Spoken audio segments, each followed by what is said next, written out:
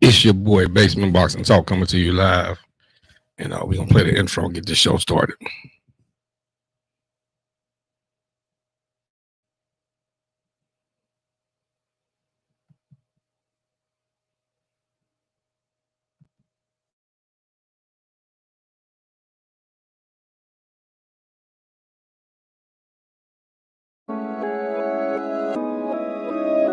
He say, basement boxing talk. You know I'm a warrior, right? Fuck that, I'm a champion. Basement boxing talk. Left, right, jab in the hook. Better protect your jaw. 12 rounds if you can last. Better protect your fall. I got hits like Mayweather. You hit that round of applause. No question, the problem solved. Basement boxing talk. Left, right, jab in the hook. Better protect your jaw. 12 rounds if you can last. Better protect your fall. I got hits like Mayweather. You hit that round of applause. No question, the problem solved. I'm feeling cocky. I hit a thing to beat the ring, a boof up like I'm Rocky. ASAP. Any opponent think they can stop me. I stay strapped. Chop tryna learn my moves so you can copy. You gotta give it your all. Gotta give it your all. When you're back against the wall. When you're back against the wall. When you the one people call. When you the one people call. To keep greatness involved. To keep greatness involved.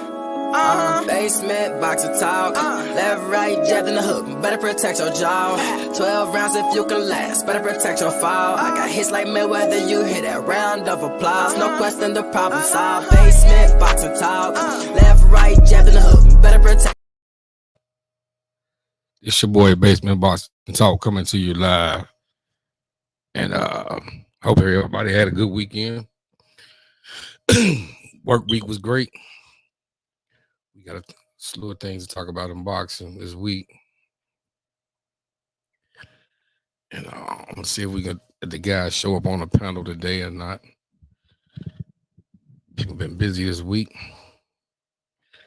We actually got some amateur boxing going on here in Cincinnati today. I'm going to get to it after the show.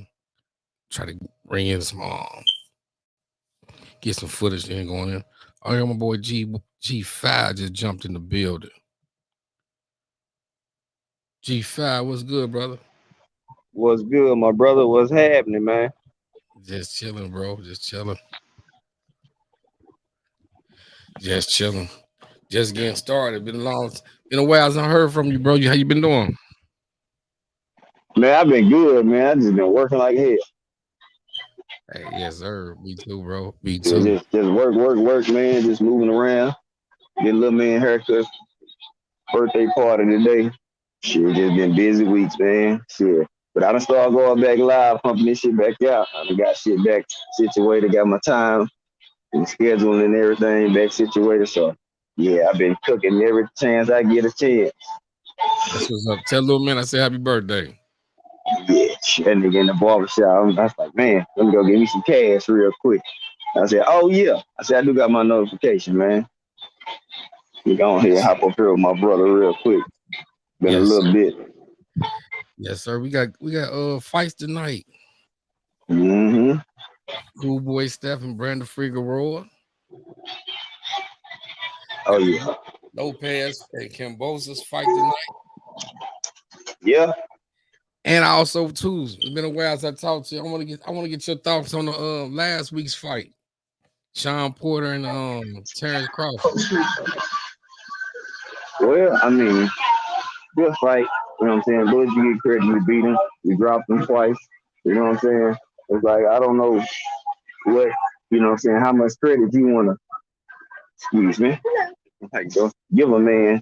You know what I'm saying? You got to stop it because it's a TKO. You know what I'm saying? Nobody takes that away. But you just can't keep saying you knocked them out when it wasn't a KO. You know what I'm saying? That's my only real thing. I don't have no problem with good win. But, you know what I'm saying, Bo McNam did steal that moment away. you know what I'm saying, from Sean Porter and Terrence Crawford. You know what I'm saying? If your son a warrior, let him go out on his shield. You know what I'm saying? Don't harm him like that. You know what I'm saying? Just so you can save face for yourself or, you know what I'm saying, or whatever the case might be. I don't like that. I don't fuck with it. I don't respect it. That shit was trash. Like, I don't hear that man, you know what I'm saying, do his thing. You know what I'm saying? End the fight how it should have ended. So that's my issue. Overall, overall, good fight though. You know what I'm saying? So that doesn't put you at the number one welterweight because you beat somebody Earl Spencer already beat. You know what I'm saying? It ain't no slouch for him, but when Earl beat him, it was more significant win because he beat Kell Brooks to his belt, beat Sean Porter to his belt. Even with Earl being injured and his inactivity, let's do the injury, not because he don't want to fight. You know what I'm saying? So that means you just automatically jump me as the number one welterweight. Nah, I got more hardware than you in this division. Fuck all that. Oh, he was unified and undisputed. Them accolades that you can't take away, that's all good.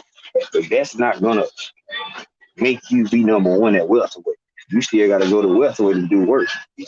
So you know what I'm saying? People wanna get mad and have a bitch fit about shit like, bruh. We just calling out facts that you can actually prove. It ain't like people want to make up shit about it. And you know what I'm saying? Blood dick riders be on bullshit. You know what I'm saying? That's just what it is. You know what I'm saying? You say anything remotely to critique Bud's performance in any type of way, and they don't have to be negative. They coming at you with a full head of steam, like you said the man was trash or something. I've been seeing it for the past few days. Everywhere I go, it's the same thing. Same thing. I'm like, bro, y'all can't be that serious, dog. Oh, well, yeah, he the one who's seeing 60-40. Bud deserves 50-50. Yeah. He might deserve 50-50, but then he earned 50-50. The big ass difference. He might deserve it, but then he feels we go earn that shit. Excuse me. And if you ain't gonna earn that shit due to business and numbers, bro, you're not gonna get that 50%. You just gotta face the music and accept that shit. You're not selling, you know what I'm saying? You're gonna have to take what you can get. Cause ain't no business gonna be like, oh yeah, we're gonna put on a mega fight and you bringing in 30% and we're gonna give you the bigger piece of the pie and you not bringing in as many things. That shit ain't even logical business sense and that shit don't even make sense, bro. Like if you a business owner, or you gonna give the 70% of the piece of the pie that you bringing and you know you gonna put in and give that to somebody who brings you 30% of the revenue? Hell no. So I'm like, y'all gotta put this shit in your own. Would you give away your bread to appease somebody when they ain't doing ain't did enough? Fuck that. Nah. Exactly. I feel it's good win though. Good win though. You know what I'm saying? You know what I'm saying? I'm glad you got your step up fight. It's good. You needed it. You know what I'm saying? Now, you know what I'm saying? Get you another one. I mean, I don't care about seeing Earl and Bud next, but with the way it's looking, yeah, they're gonna have another fight in between. And then, you know, possibly can fight each other. So my thing is the contradiction of what Bud says. You need him, then you don't need him, then you don't fight past you. All this shit go out the window because he automatically say, oh, I want that fight again. Bro, you've been switching your tone the whole time. Earl has never one time said, I don't need him, I don't want to fight him or anything. I had to cook trolls last night, bro. Like, all this morning. One time, I keep talking about 60-40. First of all, if y'all know what y'all talking about, Earl didn't even bring up or make up the 60-40. He was asked in the interview, they said, I think it should be 60-40. And the media took off and ran with it. But then he started looking at his body of work and what he bringing in and his, you know, his crowd. Hell yeah, he feel like he deserves 60%. Yes, because they put the numbers out for that pay-per-view, man, to touch up on a few things that you talked about. And man, they said they barely did 130,000 pay-per-view. 135 to be exact. But you want us to believe that you deserve 50% of the pie. Man, And then see another thing too, like they try to say Yeah, the that, announcers they try to trick that you, don't make sense. and they said, well, this is a sold out crowd. When you as I was watching the fight before they fight, that's when the people start packing in. But then I listened to an interview that Bob Arum did, and I mean he kept it basically all the way real. He said, man, well, the people, the interviewer asked him like, well, okay, y'all sold out last night. There's a lot of people in the house. Y'all had like 14,000 people there. He said, no, no, no. It was sold out, but remember, they was at the Mandalay Bay.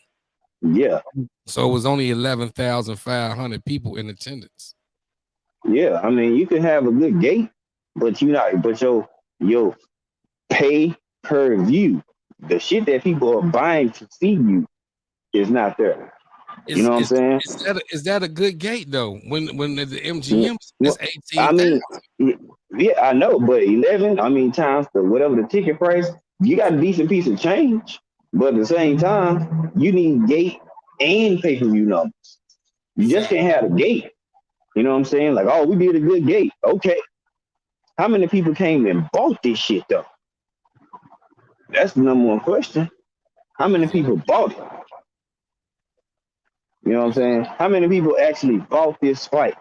And your number showing, okay, you can blame the app or whatever. They ain't got shit to do with it. Because if you was getting promoted properly, it wouldn't matter if you had to be subscribed to the ESPN app and to buy the pay-per-view or whatever the case may be. They gonna come and buy the shit. Y'all the worldwide leader in sports. That's So that's called. that's one of the things that Terrence Crawford said in the interview that I listened to. He said, what was the downside of the Chill fight? out. And he said the downside of the fight was that Bob Arum and them didn't make the fight Chill her, good boy. regular cable pay per view. It was on the app, and a lot of people couldn't tune into the app and was getting in touch with him, telling about they didn't know how to order the fight because it was on the app and they didn't have it. Mm-hmm. So I mean, hmm, that was actual downfall too, though, man. I think a fight of that magnitude, they were supposed to make sure that fight was on Yeah. pay per view, cable pay per Mm-hmm. view, along And, with that.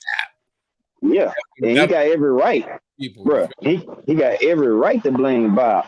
I pay you to promote me, dog. You get a percentage out of all my bread. You know what I'm saying? Like I can promote myself, but I pay you to do this shit.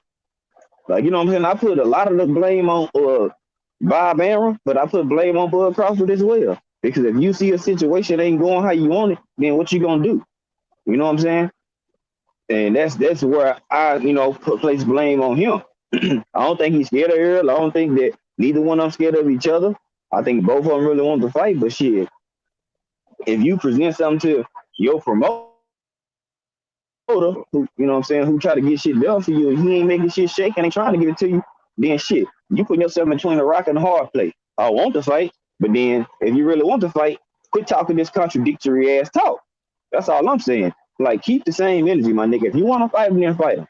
Because I'm like, they overlooking all through the presser with Sean Porter. That fight past me, it's past me, it's past me. After the ring, in the ring after the fight, y'all know the fight I want. Earl Smith, get your tail out your butt, and let's make the fight.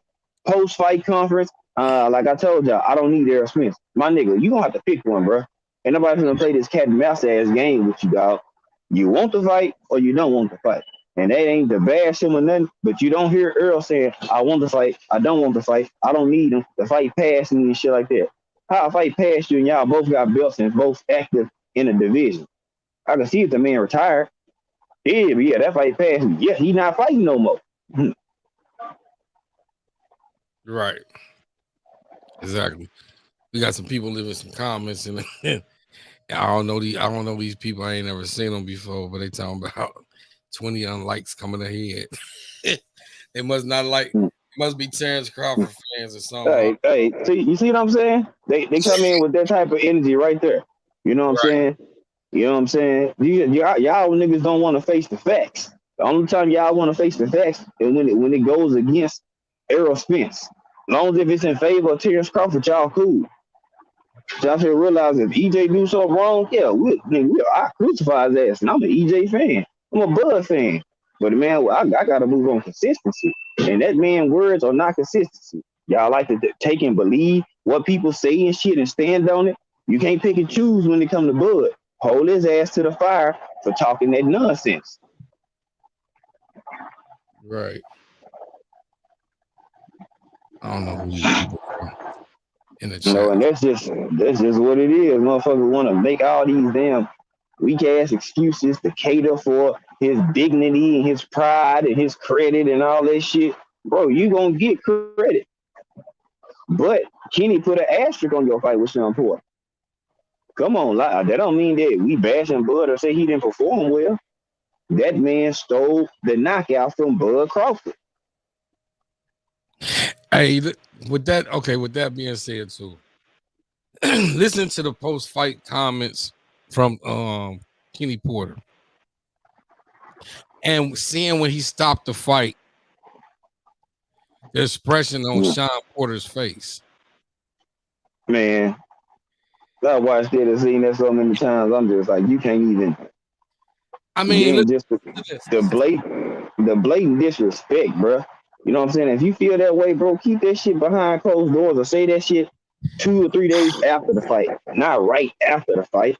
You know what I'm saying? Now it make you look bad and him look bad. You know what I'm saying? And it takes away from Terrence Crawford win. Does that sound like I'm hating on Terrence Crawford? No. He get a lot of credit for beating Sean Porter, dropping him twice, all that shit. But the man stole part of that man's credit for the victory away. You know what I'm saying? Like, you can't have your son out here in this wartime and haggling shit, and then you pull a bitch move like that.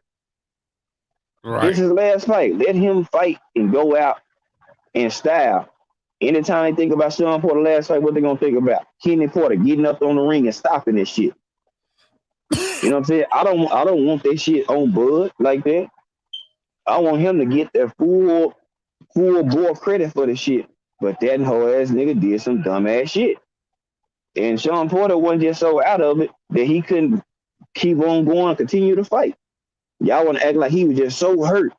The man was still had his faculties. The thing I think about is, okay, here we go. We got to look at it 2 ways. I look at the way you saying the man still had his faculties. Sean Porter it wasn't like he was hurt. I think more or less Kenny Porter let his feelings maybe get more involved into the fight and stop the fight because I mean I his really pride was hurt, dog. His pride was hurt. I don't think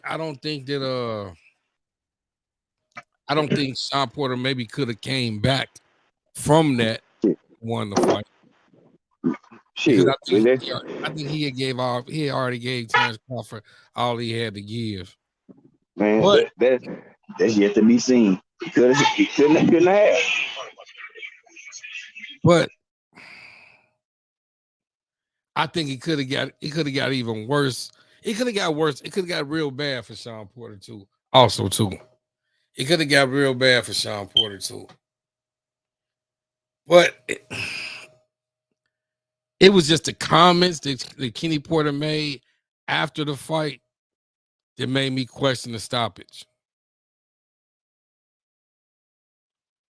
When he said that Sean didn't come prepared for camp and all this and all that, and he didn't do what he told him to do and this and that. And it's like, man, come on, you guys came for a check, bro. Y'all came for a check. Then some of the things that Sean Porter said after the fight were questionable. Questionable too. When he said, I mean, the retirement, okay, I can understand that. But he was like, man, I really kind of didn't really want to fight after the Earl Spence fight. I'm like, wow. Well, why would you take this fight up on? So you took this fight on, get your bag, then your daddy stops the fight. So this was might have been premeditated for you going here not to get hurt. If you lose the fight, you lose the fight. Fuck it. You're going to retire and be an announcer. I don't know. Yeah, I mean, I came back in the spot. It's just like, man, it was just questionable shit that was being said. If they had not said anything, probably would have been a lot better. That's what they should have did. Not really said too much. Say anything. If you knew you was gonna have something to say of that magnitude, and it's like that, then why? Why go ahead and say that right then and there? You know it's gonna be heavily criticized. Soon as you say anything remotely, pertaining to that fight, after the way it ended, and you hopped up there and stopped. That's what I'm saying. Do you agree with him? Do you agree with Sean Porter announcing the retirement that night? No. I personally don't. I think you should have waited a week and gave your time to reassess something, even if you knew that you was gonna retire. Give yourself a week. Let the shit die down a little bit, and then come out like, you know what, after some time sitting down talking to my fam, I think I'm gonna retire. Right. I respect that. I would respect but that. But you're announcing it right then and there. It's like it looked kind of sketchy. Mm-hmm. And then Sean said, in training camp, he didn't put all his all into it because he wanted to save some of his energy come fight night. Okay. Well, this is my thing for saying that you wasn't prepared or all prep. Look at your sparring partners that you brought into your camp to prep you for this fight. You just didn't bring in nobody's off the street.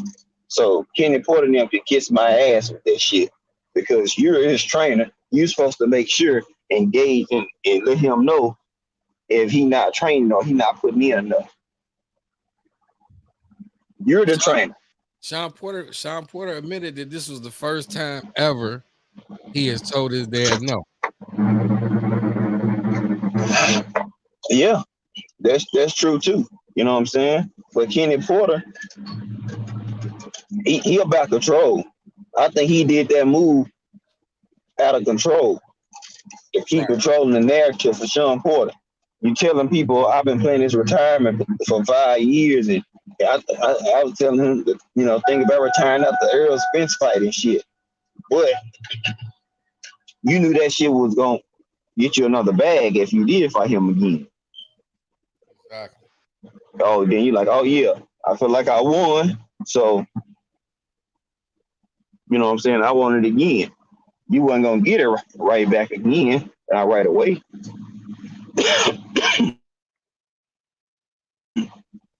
No, you gotta get in where you fit in. Now you don't have hardware anymore, so it's like you're gonna be a good name and a damn good fight for somebody, but it stops there. You don't have hardware. You know what I'm saying? You done fought everybody. You're a great name to have on your resume, a good test, and all that good stuff. But you know what I'm saying? What else you bring to the table other than your belt? Because you don't bring big numbers. Exactly. So I get shout out to Terrence Crawford for the victory. I've been riding Terrence Crawford back for a while. I've always stated that he haven't fought at the welterweight division. Being that he did stop Sean Porter, that was impressive. I mean, it was impressive. It was impressive. He get the kinks off his back. So now it's time to move forward and start uniting these belts. Yeah. I mean, that's impressive. Nobody has done that to Sean Porter, put him down twice and all that. Nobody ain't gonna be able to take that away from Bud. He get all credit for it. I give him major credit for beating Sean Porter. But they're like, why is it a but? Because Kenny Porter did what the fuck he done. True that. And it was a lot. That's why. it was a lot of things that Sean Porter did in the fight that just started making me question. To come the 7th round, Sean Porter stopped fighting the fight that he fought the first 6 rounds. Then one of them rounds, it was like 10 seconds left. He walked around and started turning to the corner. Like, bro, what you doing? But I'm hey, like, you man, know, man, I just couldn't believe it. Like Sean Porter he just started lunging. He was leaving his head open, keeping his head down. I'm like, man, what the fuck is he doing?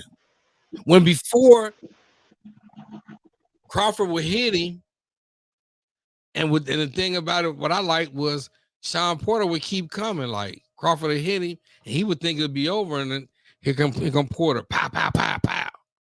And some of them was hitting, some of them was missing, but you know, he was still active. Come the 7th round, he was less active, and it was just like, man, you could just see, the momentum of the fight to start. His conditioning was off too. True, you know what I'm saying? He didn't have the same conditioning level he had when he fought Earl. You know what I'm saying? And that's his bread and butter. Okay, you're not the best boxer. You know what I'm saying? You put constant pressure. You there all night, and you keep this shit going. Bud did something that was smart that Earl did, and was just keep working his body. You know what I'm saying? Yep. If a man is not in the best or proper conditioning, and you keep hitting him with good body shots, that's smart boxing by Bud Crawford. You know what I'm saying? He did what he had to do. And also, he turned up to get his ass up out of there. They told him he was down on the scorecards. He turned up. You know what I'm saying? Did what he had to do. All credit to him.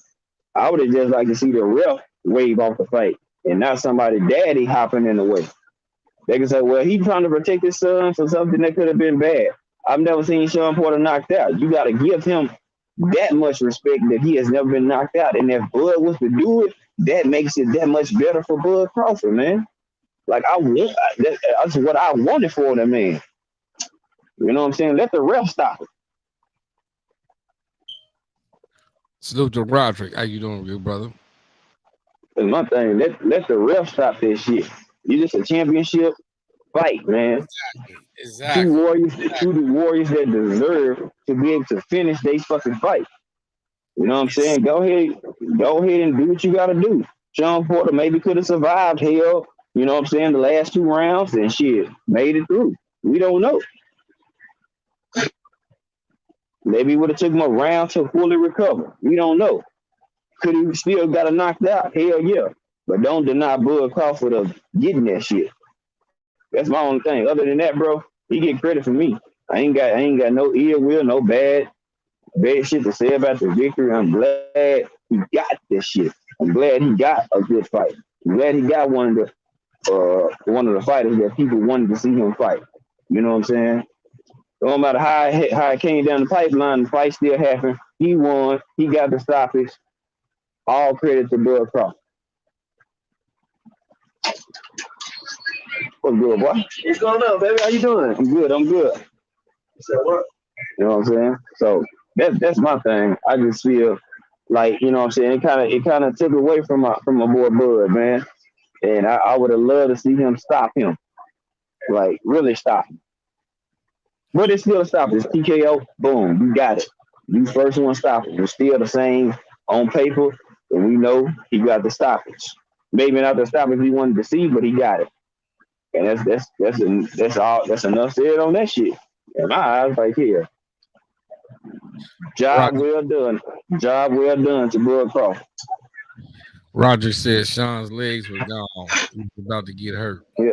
Yeah. I mean, his fatigue was off. I mean, his conditioning was off, bro. Like, I ain't gonna say that. And then the body shots made it worse. But this is the thing. Prior to the fight, I'm looking at videos that he was doing. They like, man, yeah, we up in Colorado, we 9,400, some above sea level, and all this.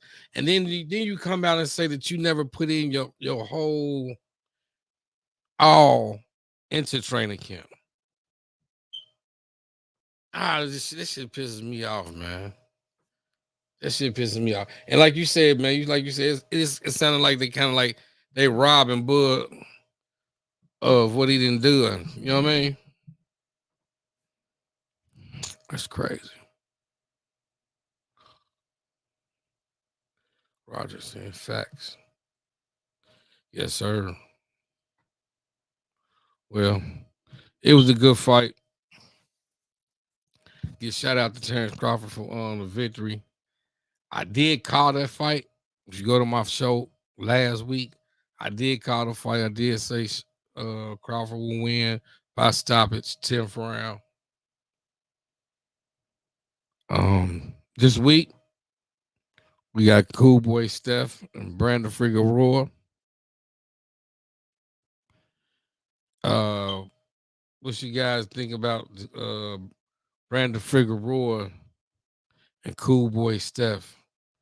I believe Cool Boy Steph is bringing IBF title with him, and Figueroa is bringing the WBC title with him. Mm-hmm. At 122, I believe. 122. 122. This should be fireworks tonight. Mm-hmm.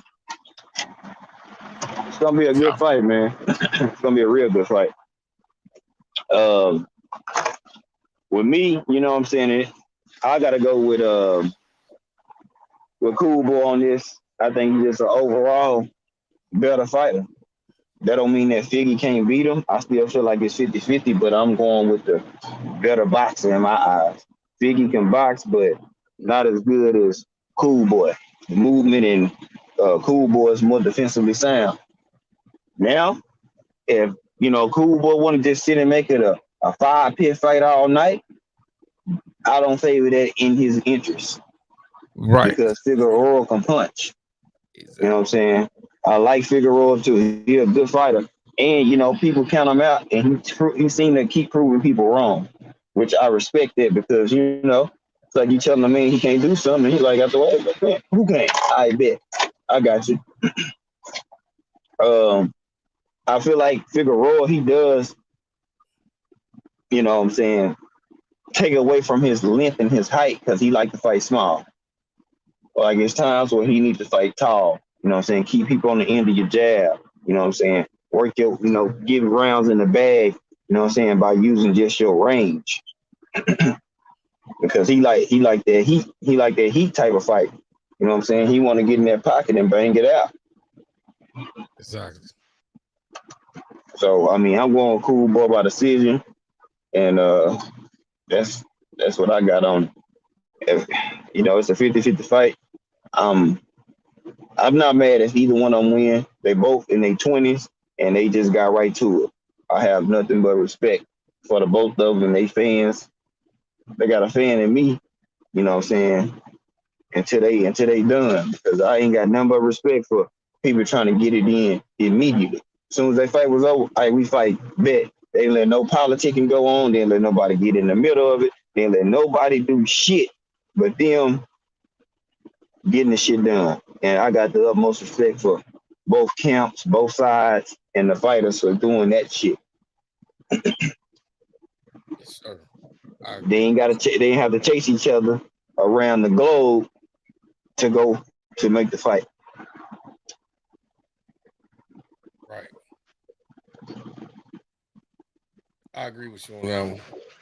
I agree with you. It's absolutely everything on that one. I see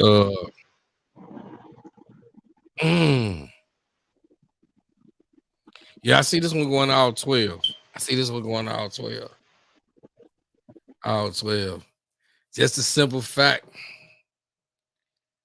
that it's Figueroa.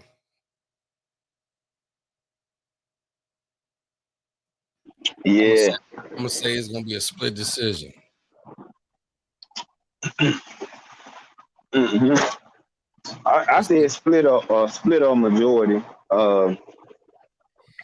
Because if Cool unanimous decision. No, I got split or majority.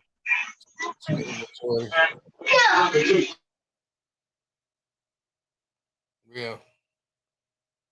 Yeah, that's what I got. Simple fact. That ain't that ain't a bad. That ain't, yeah, split a majority. Yeah, Cool Boy. I see Cool Boy getting tearing Figueroa down with body shots, and Figueroa again slowing down in a later round. Even though Figueroa he does start to decline somewhere like around the 7th, 8th round, but Figueroa still has power. So that's one thing for sure. The Cool Boy got to make sure that he's not inside battling him with Figueroa, that he's steady boxing and getting to the point. It's gonna be a dog fight, man. Dog fight. It's definitely gonna be a dog fight. It's definitely gonna be a dog fight. What about we got Lopez and Camboas tonight too at 135. What's your thoughts on that? Hold on, man. We got Gamboas and Lopez at 135. This should be a good one tonight. I think Lopez is favored by a lot, but at the same time, this is gonna open up a lot in boxing, depending on the outcome of this fight. If Lopez wins this fight, there's no way in the world that Devin Haney can't get the fight with Lopez. They has to make the fight with Lopez. Lopez has to make the fight with Devin Haney, 135.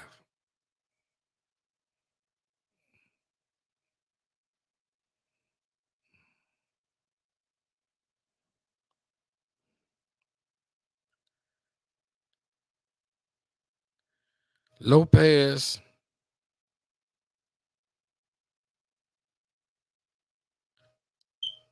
gets to win in dramatic fashion tonight to keep his name relevant. But he also got to remember too that he got to come see Devin Haney. His dog's working around there at 135. Okay, can you hear me? Yep, I hear you. Okay, It's hold the on. big dogs working at 135. If Lopez wins this fight tonight and he don't get the fight, Like chocolate. it has to be Tank. Hey. It has to be Tank Davis or Devin Haney. I prefer Devin Haney. Yeah, because it's for undisputed. You know, my thing is we shouldn't even be talking about Cambosos right now. We should be talking about Devin Haney and Teofimo Lopez right now. If they would have went on ahead and got with the program, we'll be talking about these two right now, not Cambosos, because he's a mandatory. Exactly. You know what I'm saying? So if they would have got with the program and whatever, you know what I'm saying, and we could have already been having this and then moving on to the next phase. You know what I'm saying? If one of them going to stay at 140 and keep defending the unified title, cool, so be it. If they want to, you know what I'm saying, move up and, you know what I'm saying, and go from there, then cool. But I would have much rather have Tank Devin fighting Tio right now. You know what I'm saying? Just think about how this weekend of boxing would have been if we had Teofimo Lopez and Devin Haney fighting for undisputed, and damn Cool Boy Steph and Brandon Figueroa fighting for, you know, unification. That shit would be an awesome weekend of boxing. You know what I'm saying? It'd be a great weekend of boxing. You got belts on the line, you got champs, you know what I'm saying, putting it out there, getting it in. Would have been a hell of a week. So with me, I you know, that's how I look at it. Shit. You know what I'm saying? I ain't gonna hold no grudge against nobody if they didn't. Oh, well, you should have did this or you should have done that. Man, it is what it is. He got to fight, and what go from there is yet to be seen or determined. Him and his dad is still a lot of sketchy and very suspect shit. So it's like you never know what angle or which way they gonna go with it. I feel like a lot of moves that happen that T.O. Daddy has a lot to do with a lot of stuff that he doing and a lot of moves he making, which are not the best moves. And if you believe and trust in your dad, you know what I'm saying, you're gonna go ahead and do what he's telling you to do, whether it might be correct or not.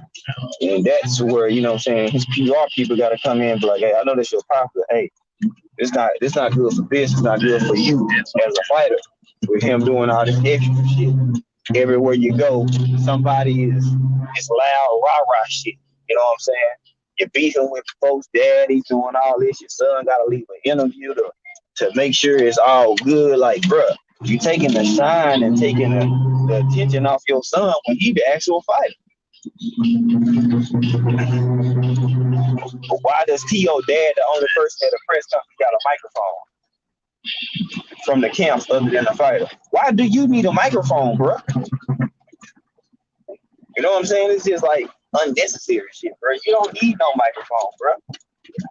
Just sit back and enjoy the ride.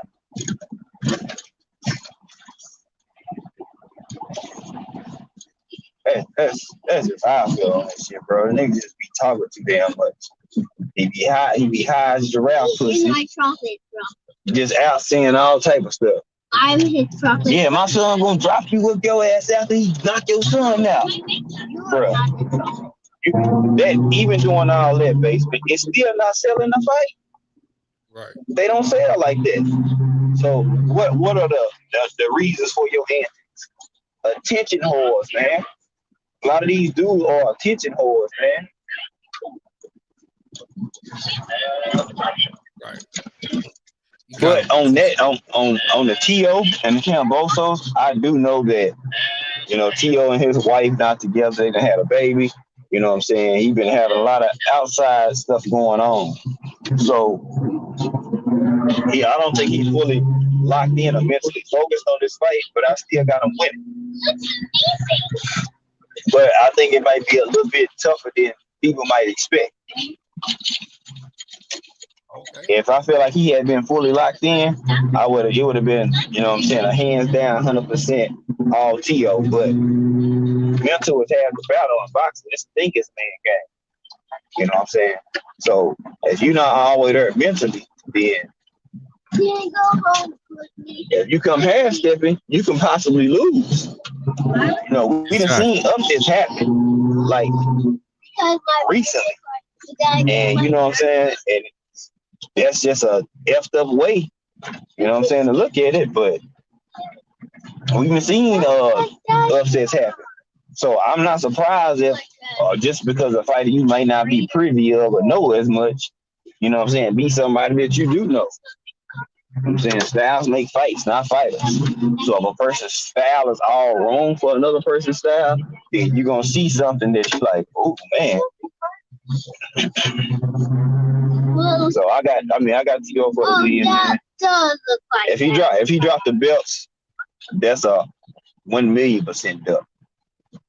Cause you still have a dispute. You're not undisputed. There's no way he can drop the belts with all the trash he's been talking. There's no way. There's no way. There's no way. I got Lopez tonight. I got him also 2 favorite tonight.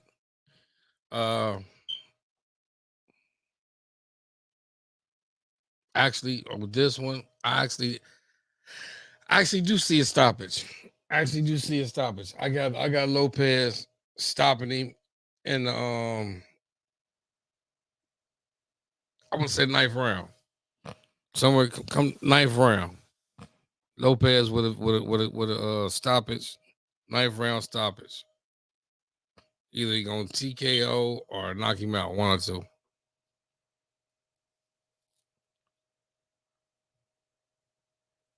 Next week, we got Devontae Tank Davis and Cruz. It's for Trippy? Yeah. What's your comments on that? What is it? Man, I mean, Cruz, I mean, he can punch. Is I mean, yeah. Brandon, what Hold on. Carter, just go talk to him. is you open the door? I will. Get back. Step back, boy. Bro, if you don't get your ass back. Go. Yeah, I think, Cruz, I mean, he a good, I mean, he decent. I mean, he gonna come to fight, but I don't think it's gonna be enough for Tank. Nowhere close to it. A lot of people saying that the Mayweather and protecting Tank and not letting Tank fight the fights that he should be fighting. And I feel like even with they the fight do need to unleash him. Even with the fight with Rogley. A lot of people thought that Rogley really just talked his way into that fight. Yeah. And actually didn't even really earn that fight. Mm-hmm. So you said you feel that I mean, I can see that. I mean, I ain't gonna lie to you, I definitely can see that. Right. So you agree that Tank maybe needs to start stepping up the competition? I definitely can see that, man. I mean, Leah Santa Cruz was cool. Barrios, he was cool. But it's time for people to see the fights that people really want to see, man. Devin Haney. Hold on 1 second, bro. Yep. It's time to see the Devin Haney's and Devontae Davis's, the Devin Haney's and Lopez and Tank Davis. One of the two.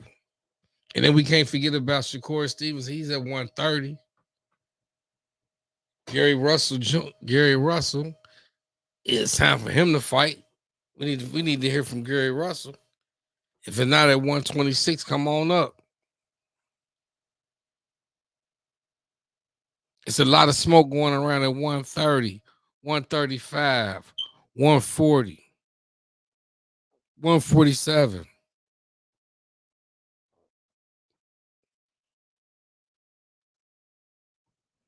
It's a lot of smoke going. Yeah.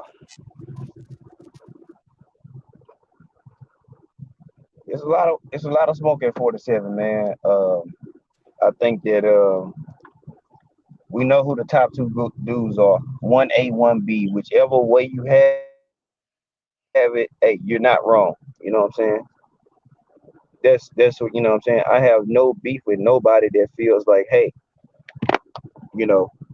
Bud is number one or Earl is number one. You know what I'm saying? However you choose, hey, that's at your own discretion. You know what I'm saying? But those are the top two dudes in the division. There's no ifs, ands, buts about it. Ain't no debate about it. Those are the top two dudes. It's just what it is. Give me your thoughts on Canelo getting approved to move up to fight at 175. You know what I'm saying? He's making his way. He's doing his thing. He's climbing up the ranks. And hey, I like what I see out of Boots. Ugas got dealt a bad hand and he getting effed over, which is unfortunate. You know what I'm saying? How you beat Manny Pacquiao and then they all of a sudden got you fighting in this tournament. Like you gotta prove that you the champion or you didn't earn your belt.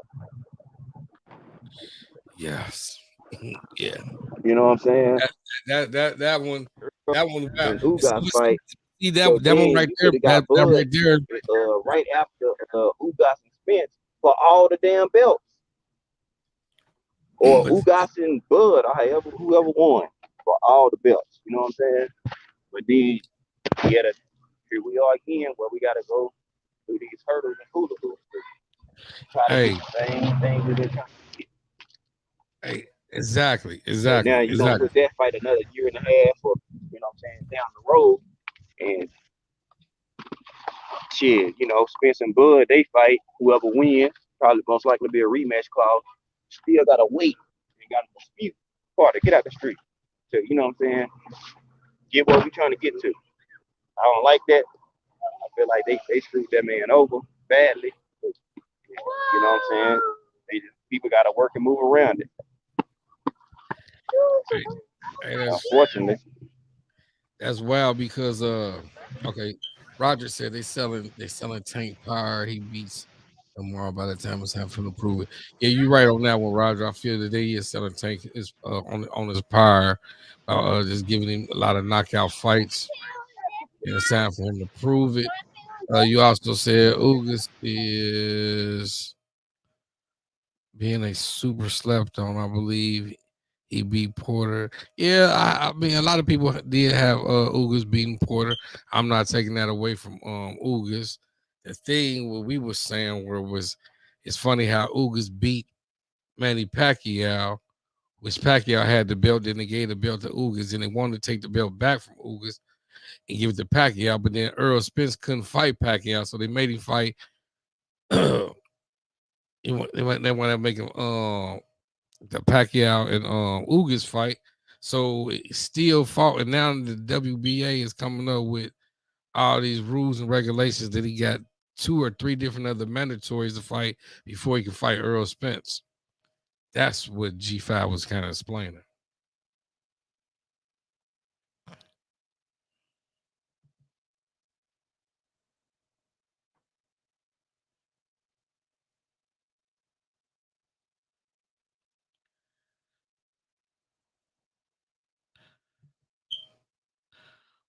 Ugas, I did. I think I did.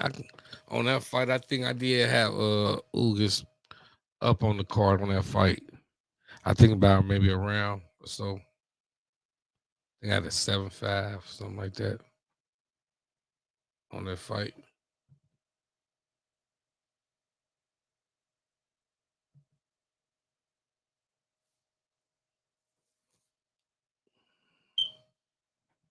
Yeah.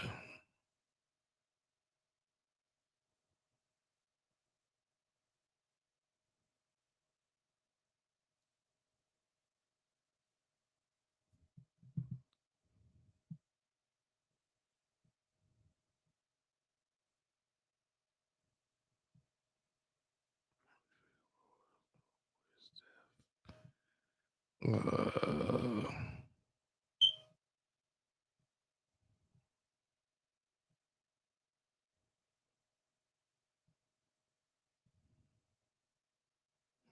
Canelo. Canelo. See, this is what, and this is sort of what G5 was saying when he was talking about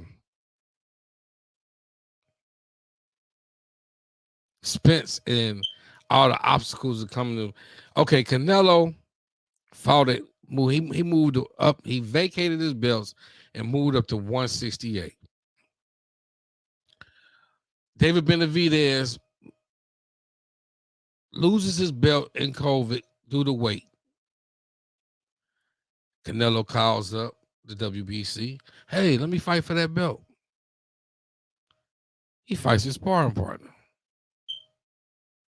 They make the fight for the WBA with Billy Joe Saunders. So he got the WBC, the WBA. Then he go fight for the WBO. And he fought, I can't remember. But he's fought nobody's. Then he goes and he actually knocks out Kell Plant for the IBF. But it's funny how Canelo was able to make 4 fights in 1 year, all title fights, all in different division title belts, and be able to become undisputed at 168 when it's never been done ever in boxing. But here it is, Earl Spence tries to get undisputed. And they throw railroads, they throw obstacles in this man's way. Here this man told boxing that he wanted to be undisputed years ago. But it was just so easy for Canelo to come in and become undisputed. And to the fact that where he became undisputed, they're not even going to even let him fight David Benavidez. He's been cleared to go up and fight at 175. I want one. So if Canelo is not a dog, I don't know what the fuck you call it. They allow him to do whatever he want to do. You know what I'm saying? Nobody in boxing can do and say and make any type of rules, and you got an organization, a sanction about it who's going to up the limits of clenbuterol to appease your fancy so you can fight that way. You know what I'm saying? Like why y'all keep saying he a drug cheat, he ain't pop dirty? Because no matter what, he still got an increased level of clenbuterol in his system every time. I don't care if it's 0.21%. You still got some extra in your system. Exactly. But you let his opponents do that, and they gonna get crucified, basically saying that they drug cheating when this man is been doing it. You know what I'm saying? You ain't pop dirty. That's all they look for. Well, he hasn't had any dirty tests. They took blood and all that stuff because his allowed amount of clenbuterol is legal because they bumped it up. So he can have more in there, and it's okay. It's acceptable. Exactly. That's not acceptable. That's not okay. Because if you get a right person who got power and everything, and it works different for their body, and they increase their strength, and they go in there and knock somebody's head completely off their shoulders, then they're gonna be crying and complaining. You know what I'm saying? But, exactly. But when it comes to Canelo, he say this, it's golden. He say that, it's set in stone. I'm gonna do this, it's set in stone. You know what I'm saying? Nobody else has the authority to move and do what the hell they choose to but Canelo. And the media, they back them. Sorry about that background. And fire trucks and everybody from Robot. But you know what I'm saying? The media, they cater for them. And let's be honest, Canelo is a damn good fighter. Nobody can say that he can't fight. Canelo can scrap his ass off. It's just the stuff that you're doing and allowed to do is not okay with people. Like, how you haven't fought either Charlo, Andrade, or whatever, and nobody is putting that pressure to you. Only thing they do keep saying is that they haven't deserved it. They haven't deserved. They've been champions. Yes, sir. They've been holding belts, different weight classes, and you still are in refusal to fight these guys. Shout out to the good brother Sir Ken. Sir Ken, what it do? You know what I'm saying? So that's my thing. Like, you able to do shit that nobody else can do, and when they do find a fault in your armor, a chink in your armor, it's a whole nother ball game. Oh yeah, that was different when it comes to Canelo. But if it's somebody else, whether it be Charlo, Andrade, anybody else, they're gonna get crucified. Now, one thing I will say and give Canelo credit for, he doesn't get in trouble outside of the ring for just unnecessary shit. Like, that's one thing I will say. You don't find him in too much BS, too many altercations outside of boxing, other than the stuff we know about. Charlo and them got some other antics and shit that I don't approve of, that I don't rock with. It's real whole shit to me. Like, you got all this rah-rah, and say that for your upcoming fight. How about that? Oh yeah. Hey, how about you direct that Charlo energy towards Charlo and Castano in February. How about that? Hey, I'm glad you brought that up. That's signed and deal, huh? Yep. Signed and sealed. Yep. Hey, we It's got gonna be Charlo. What is it? February the what?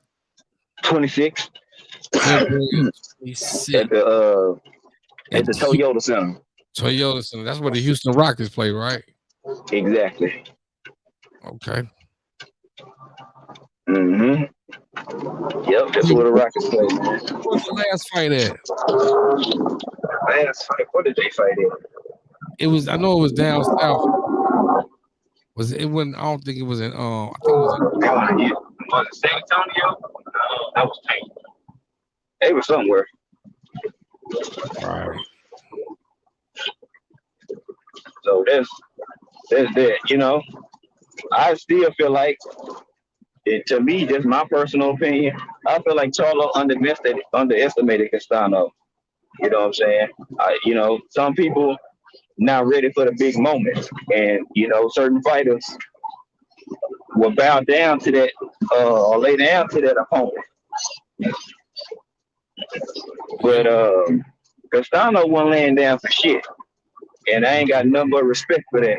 It don't matter if he got more belts than you or whatever the case may be. Go ahead and let him know, like, bro, you gonna have to fight me to actually get that strap out of me. You're not just gonna get me belt. No. And I don't think we've seen the best version of Charlo. Lack of uppercuts, lack of jabs, leaning on the ropes too much. It's just like you turned it on later half, but it's like, bro, too many swing rounds had already taken place. Yeah. Yeah. Yeah. It's like he waited too long to start doing what Derrick James was telling him to do. Stop, Stop. Man, he wasn't listening to his corner. Period. Point blank and period. And that's a telltale sign of where your level of focus is. Because obviously your coach sees something that you may not see. So you just gonna ignore his instructions.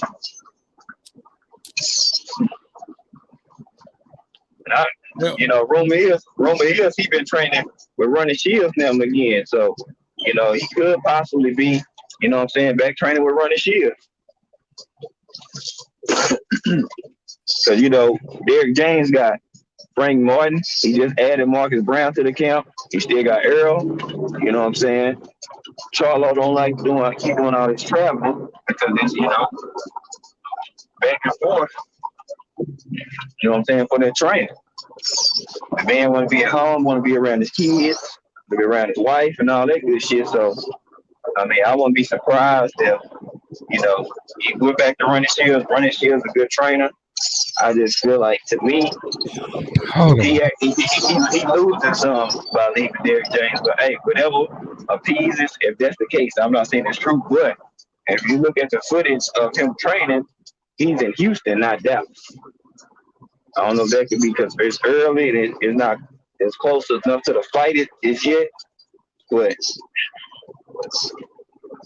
if he is back training with Ronnie Shields, don't be surprised if we can see Spence versus Charlo.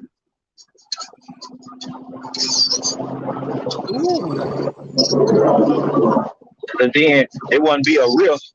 And okay, he got to train you. I mean, who he gonna pick? He gonna pick Earl, of course.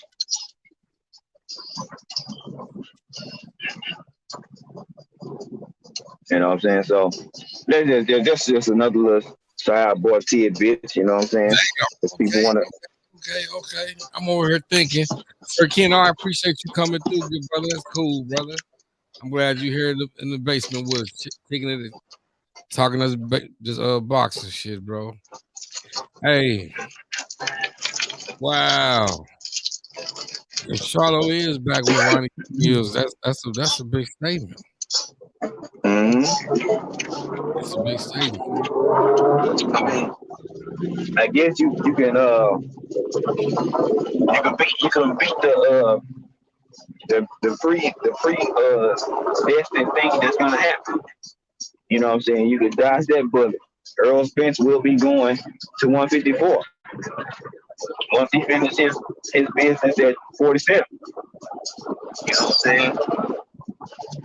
You know what I'm saying? Him either or Bud with their status can, chump at the bit for your belts as soon as they get there. You know what I'm saying? So I wouldn't mind seeing Bud or Earl fight Mel. I would like to see both of them. I ain't tripping at all if either one of them get it.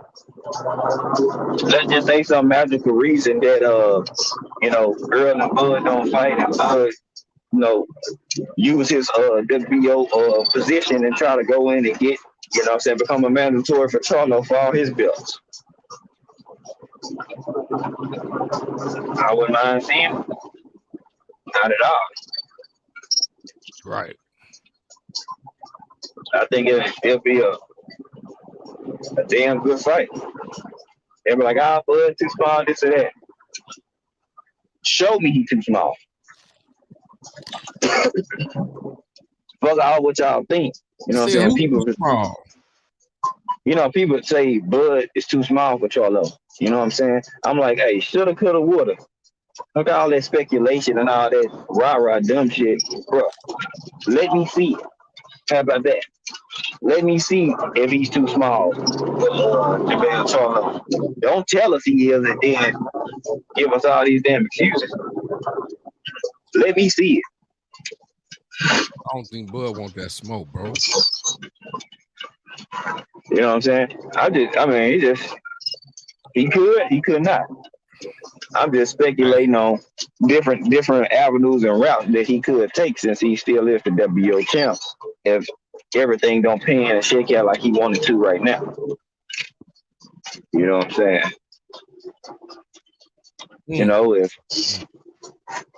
Because he can petition for it. He could have done it when Teixeira had the belt. If he was gonna leave 147. Right. You know what I'm saying? He already the 147 WBO champ. Yeah, they're gonna rank him number one going up.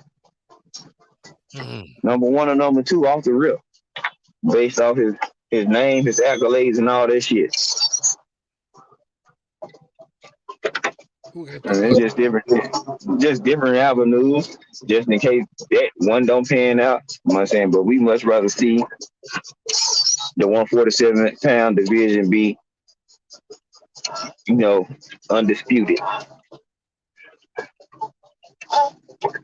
So, you know what I'm saying? That's what we, as fans and boxing fans, that's the fight that we need to see. Boxers need that fight. You know what I'm saying? And to get another unified champ in the game of boxing, you know what I'm saying? With no extra fluff behind them. Steroid accusations, no nothing. Just a straight up unified champ. We know Bud and Earl not no druggies. You know what I'm saying? You got 2 pound for pound fighters, and they'll be undisputed with no extra bullshit. Right. No accusations and none of that. So, or you moved up this weight class to that weight class and fought this person and fought that person, then so you can get your undisputed belt. It'll be hard, it'll be legit, and it'll be earned the right way. So then we got what? Then we got a new crop of young talent that's, you know what I'm saying? A lot of them, they making moves, man. They showing that they could possibly be something. And that's the future of boxing within itself that we need. And we need to put a light on these younger fighters because that's who won't carry the sport of boxing. You know what I'm saying? So if you covering boxing, you might want to learn about these other young upcoming fighters because, 5-6 years from now, Earl Spence and Bud Crawford probably won't be fighting. Bud in 5 years, Bud will be 39 years old. He could be still fighting. We never know. But Just say they not here. 5 years, Earl will be 36 years old. Mm-hmm. And then we got Boots and all these other young cats that's, you know what I'm saying? Right. They keep saying that got 25 plus fights, he's still green, he's still green. Quit that weak shit. How you gonna know what the young bull can do if you don't let the young bull get a chance? He green, he green, he green, he green. We won't know. He might go in there and put some on that veteran ass. Or the more experienced fighter ass. You know what I'm saying? Mm-hmm. Shit can happen. Straight up. Definitely can happen. So You witnessed it when so they talk. I want people to stop quit putting that green jacket on they just won the Masters on these young fighters. They might not have all the best competition, but if they breezing through them and running through them, give them a tougher task. They breeze through that, then go ahead and you know what I'm saying. Okay, you done made yourself. But if you shoot up the ranks and you young and they still say you green, if you ranked and you can fight for that belt, shoot, get that man this shot. You know what I'm saying? I don't fuck all that. Because if it was vice versa, they'll be wanting to get them a shot being young in the game as a fighter who moved up and did his thing.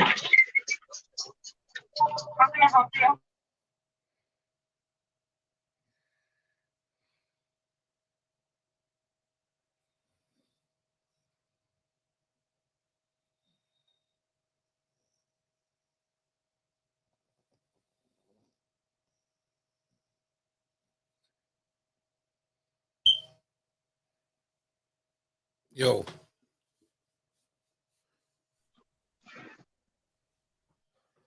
G5.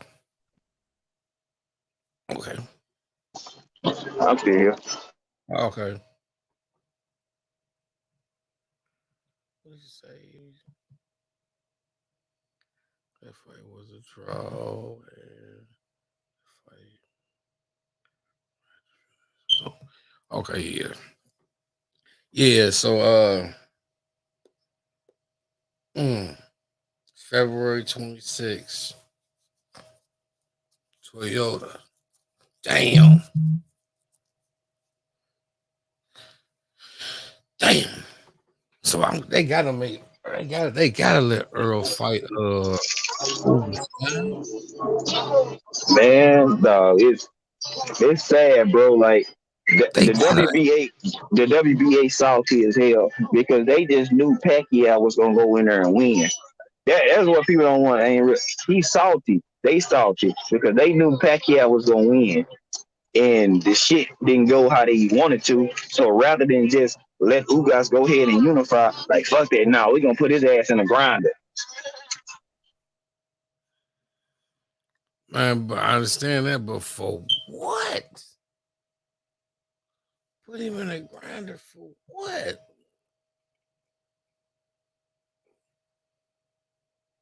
Damn, Mr. 42-27. Man, they put the fuck to Ugas, bro. Yeah. That's crazy. Thank you. You too. Yeah, they put the fuck to him because it's like, all right, if this was Pacquiao, you think he'll have to go fight in a tournament? I don't Hell think no. so. I don't think so. Hell no. Pacquiao begin the fight that he won't. He'll be fighting Earl or Bud, whoever he choose. You know what I'm saying? But that's what we got to deal with.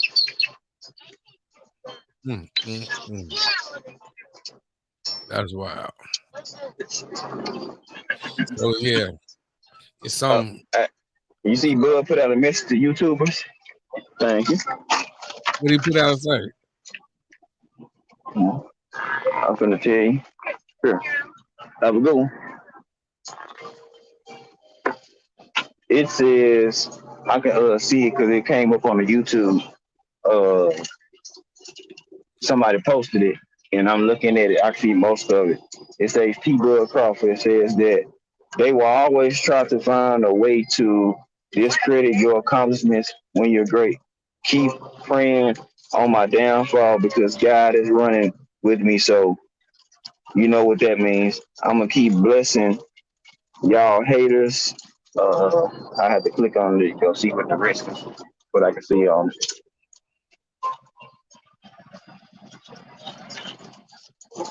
but it's like I have no problem with Bud saying making a statement because it's a difference in like critiquing what he's doing and shitting on what he's doing.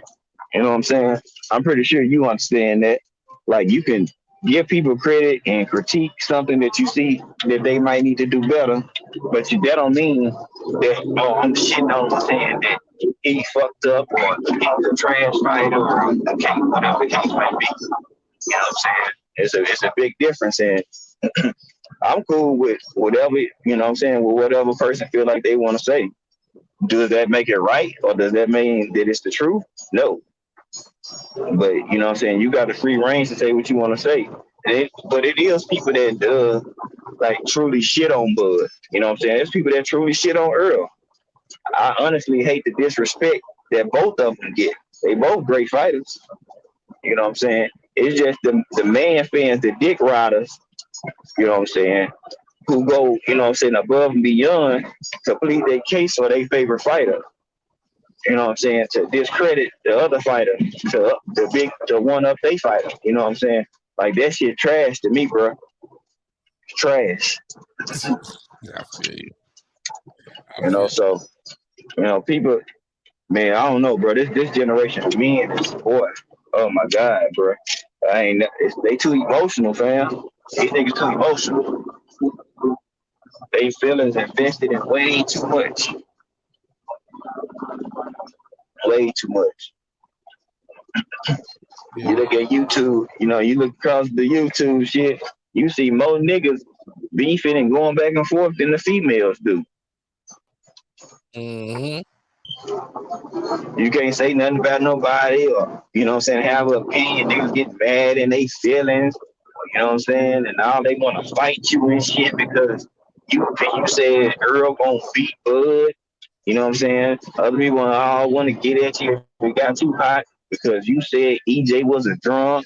You know what I'm saying? Just like, bruh, that shit is horrible, dog. This new crop of dudes is like, dog, how you gonna be a leader or something and you just emotional as a female? So y'all gonna have an emotional roller coaster together, huh? Exactly. That's exactly what's going on. You know, that's why I fuck with you because I know, you know what I'm saying? You have, you know what I'm saying? A lot of dudes, they get on, create content, you know what I'm saying? They ain't got no morals, no goals, or no values about themselves. They just hopping on. Exactly. They just making video and content just so they can get seen for attention. Attention whores. That's exactly what they are. Attention whores.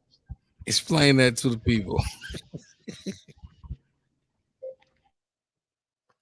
Explain that to the people what attention whores they are.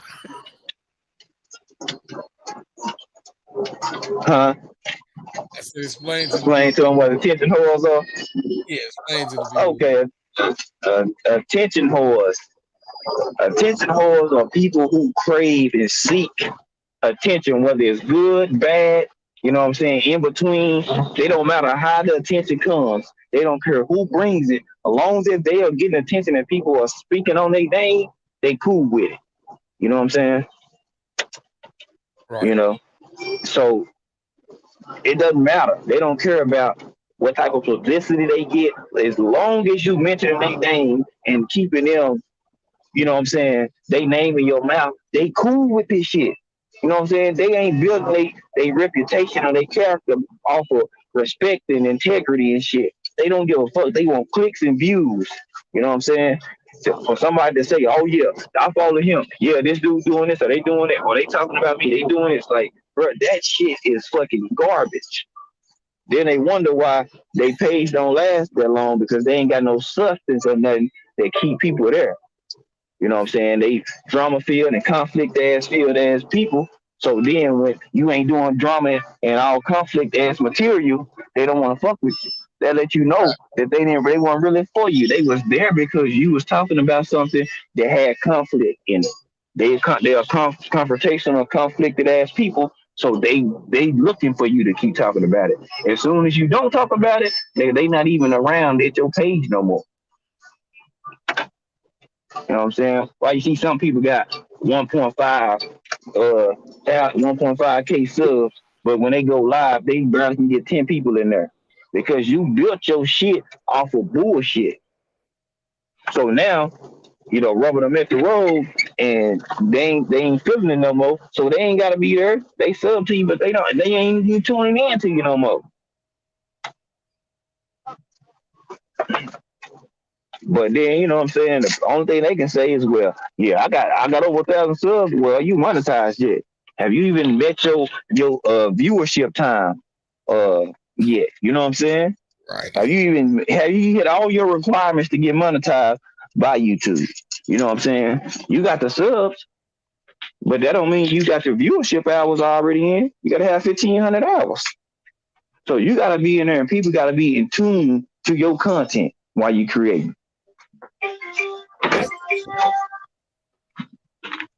But they don't give a damn. They just want subs.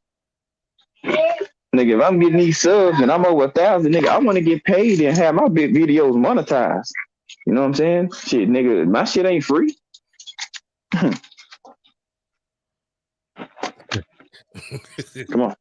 I'm like, bro, these niggas, hey.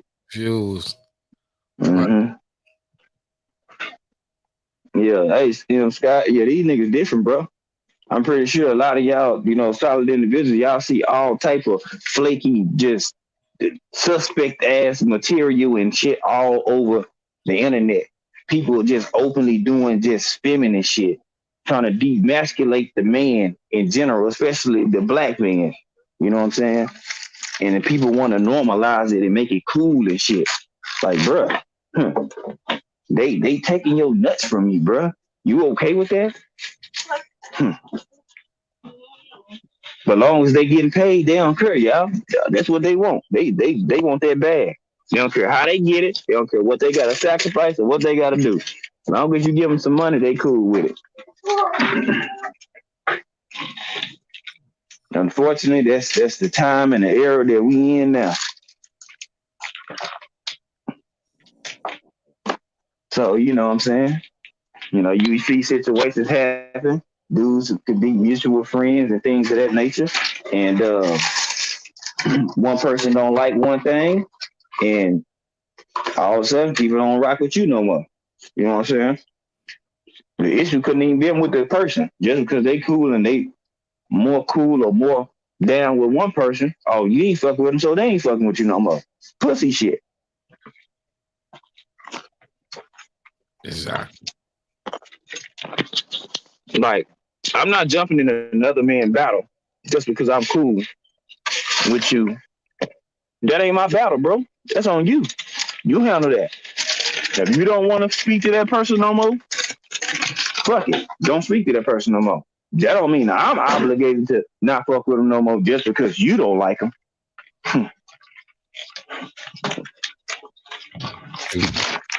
Yeah. That's how dudes move around this YouTube world. Somebody don't like you just because they more cool with this person. Now they don't like you no more. You know what I'm saying? Now they don't want to tune into your channel and things of that nature like that.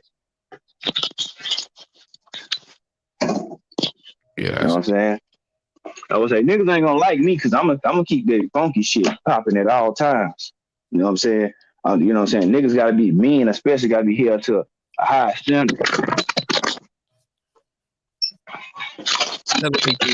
Held to a high standard. Man, because they just do and say and just okay with just doing weak shit, bro. Niggas are cool with it. Sucker niggas approving that message like they doing something so solid and so legit. When they moving like a hoe, you like, bro, y'all praising this nigga for this shit? Boy.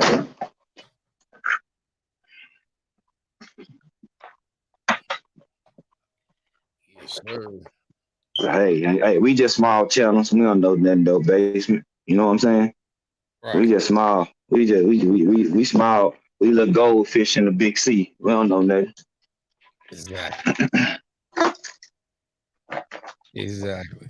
You know what I'm saying? That's why the people that's in your chat, you know what I'm saying, tuned in, and it don't offend them. Them the people that recognize and see what's going on. The ones that gotta get mad and being they feeling, oh, I'm leaving, I'm leaving. Thank you for showing us exactly who you are. A weak sucker ass nigga.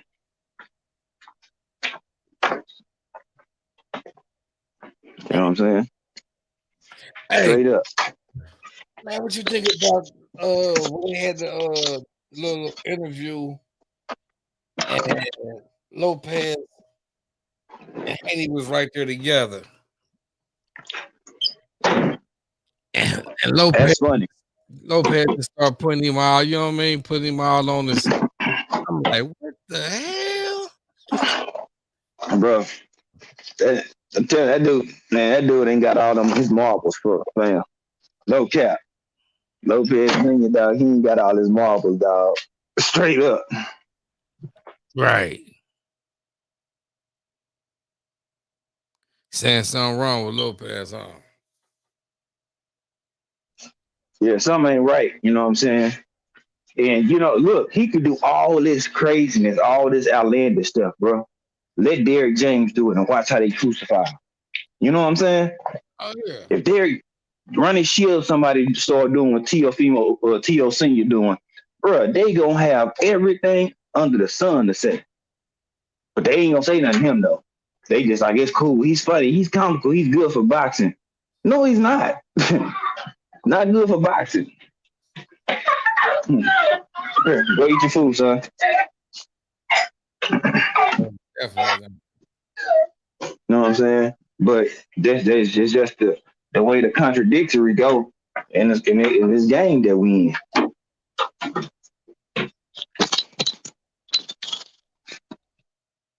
True that. Yes, sir. Let's see.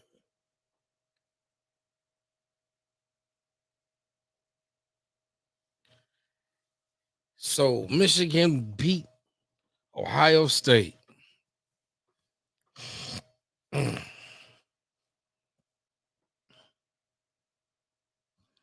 Yo, I know, it, hey, did Michigan beat them? Yeah, I know they messed up some people parlay.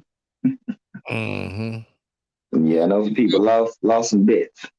So is Calvin Ford gonna be in Tank Corner this Uh, weekend? uh, yeah, I believe so. I don't think nothing changed with them. They just moved their camp to Florida.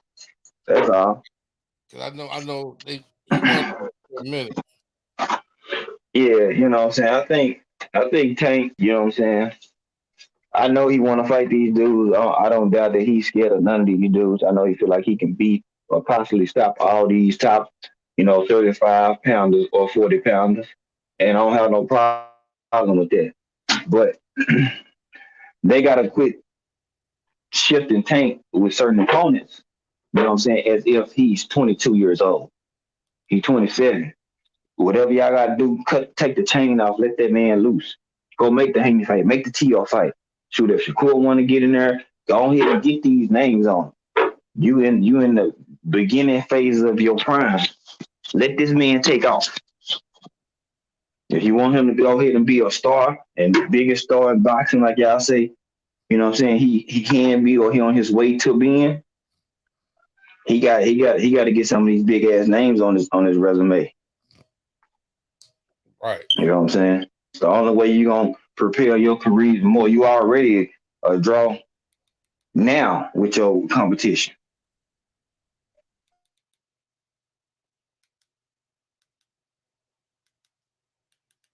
So I think that's something that they really need to do because man, like why we gotta wait on some of this stuff, man? Let these dudes get in. They in their 20s, bro. People can bounce back from a loss, man. A loss is not the end of the world or the end of y'all career, my people.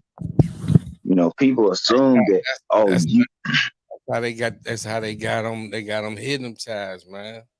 They got them hypnotized. Yeah. It was sad as too because I mean, coming up with amateurs, kids don't. You're not gonna win every fight, Mm-mm. but they got it. Man, They didn't got it to. I mean, they didn't set these standards in boxing so crazy, or just following Floyd Mayweather so much, thinking that if you lose, you can't bounce back. I mean, we Yeah. just watched Sean Porter last weekend 4 losses, but always was in the fight. in every fight. In every fight. Bud to just run through him. It's on grade. There's a lot of darts. Mm-hmm.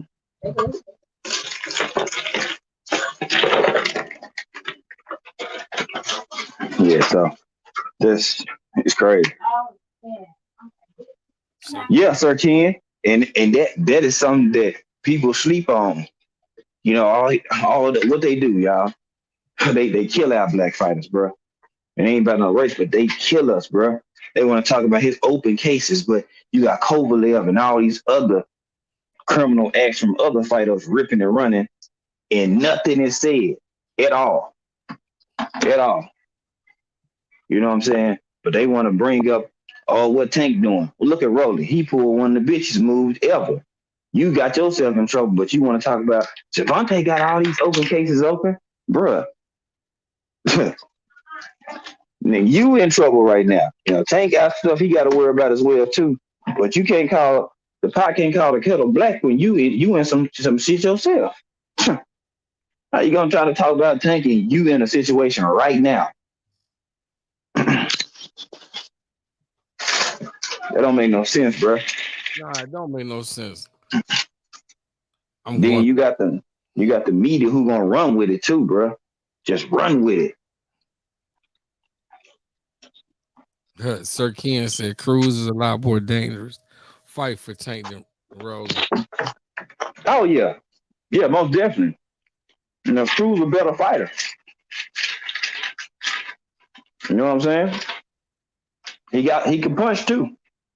So Tank can't go in there half stepping and get caught with something because the boy can punch.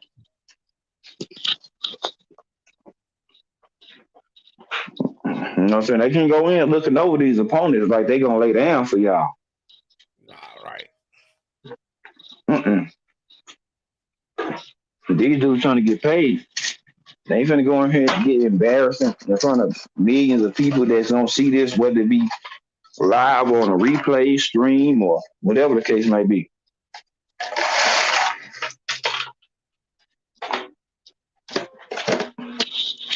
So yeah, Cruz it's gonna be a tougher fight. Would I rather see him fight somebody else right now?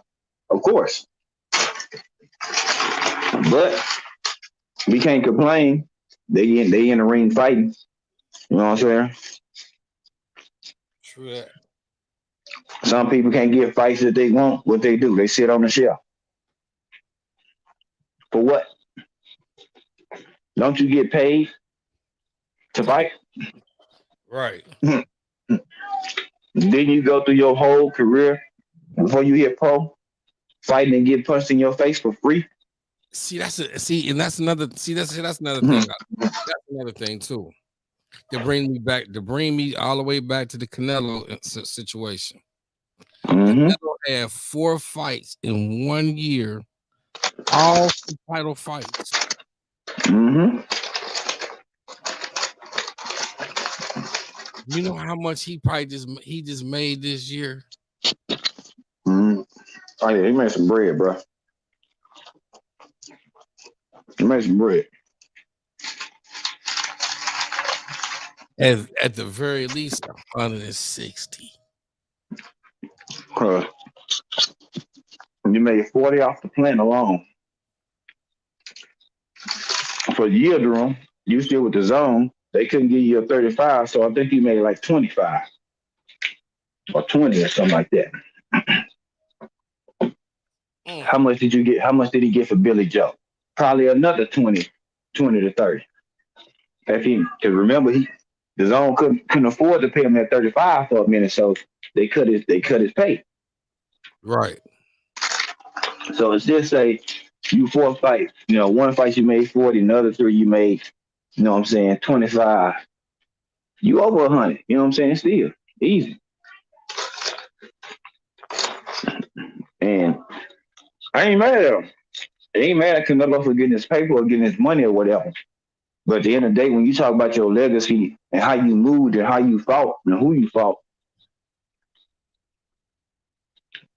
people can put an asterisk or have question marks about that. Look how many good fights are still left on the table for Canelo.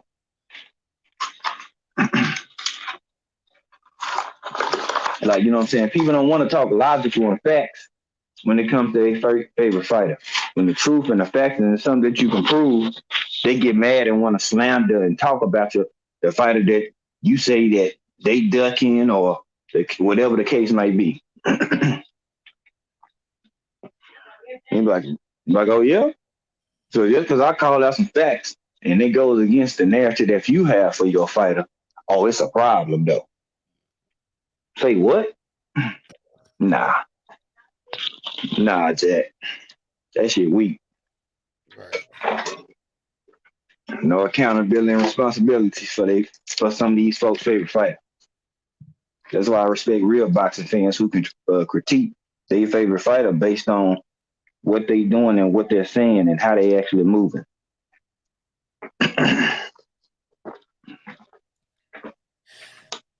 Troy said, "Drop the link." I just dropped the link, Troy.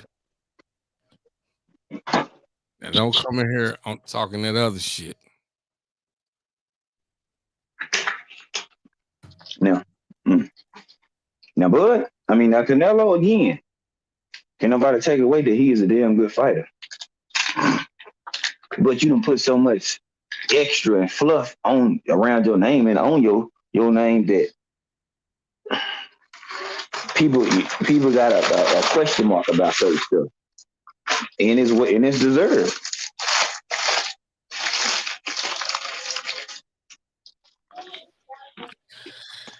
Yeah, but like I say, he done moved up the ladder now, and let's see.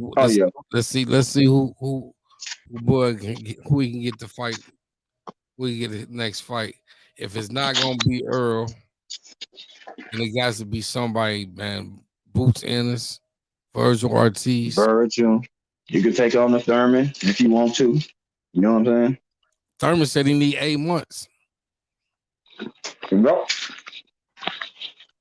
Crawford said, "Why so long?" Nigga, put $6 million, $5 million in his face, and he ain't been active. What you think he gonna do? We can put dark in the I don't want to see. I don't want to see it. I don't want to see it. A Thurman out there and not perform to the best of his abilities. Mm-hmm. We need to see a Thurman go out there and actually try to win and knock this motherfucking guy the fuck out. Troy, there you go, brother. What's good? What's good? Hey, bless up, everybody. Bless up, bless up, bless up. Thurman is I don't know if you can hear me or not. Can you hear me? Yeah, we You clear, bro. You good? Okay, good.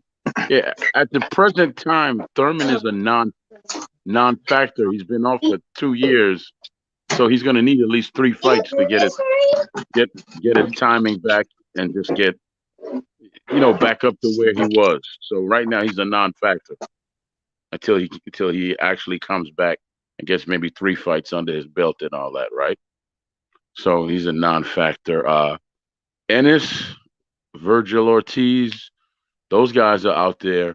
Spence also is a non-factor because he's not going to fight him. Actions speak louder than words. When he looked at the camera and he just walked off, he's not going to fight him. Ugas, maybe once he clears up, whatever he has to clear up, that'll be a very good fight. So he has 3 fights. That's with Ennis possibly, Ortiz possibly, and Ugas possibly. So there you go. I mean, I agree with this, except with the Spence thing, bro. Only reason to do because he want. I mean, even if they feel like they can beat each other, bro, they ain't scared of each other. The fact is, he didn't want to see Bud get how his fight ended that way. No cap, like nigga, just because okay, I feel like I could beat you, and I feel like you can beat me. You want to see the best performance. That boy went to the gym. He seen what Bud did. That boy went to the gym. You know what I'm saying? Another fighter, your rival should motivate you.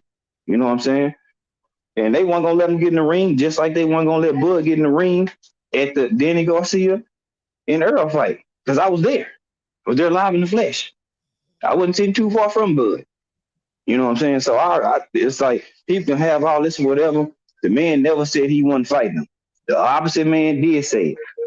You know what I'm saying? Could you say it to be speculating to build up a fight? Yeah. But then again, you can't come out and the man admit, oh, Spence not scared, he not ducking me, and your own promoter telling you that basically he blocked the fight. So if Bud brought the fight to him and he keep telling him no, the fight wasn't gonna get made regardless.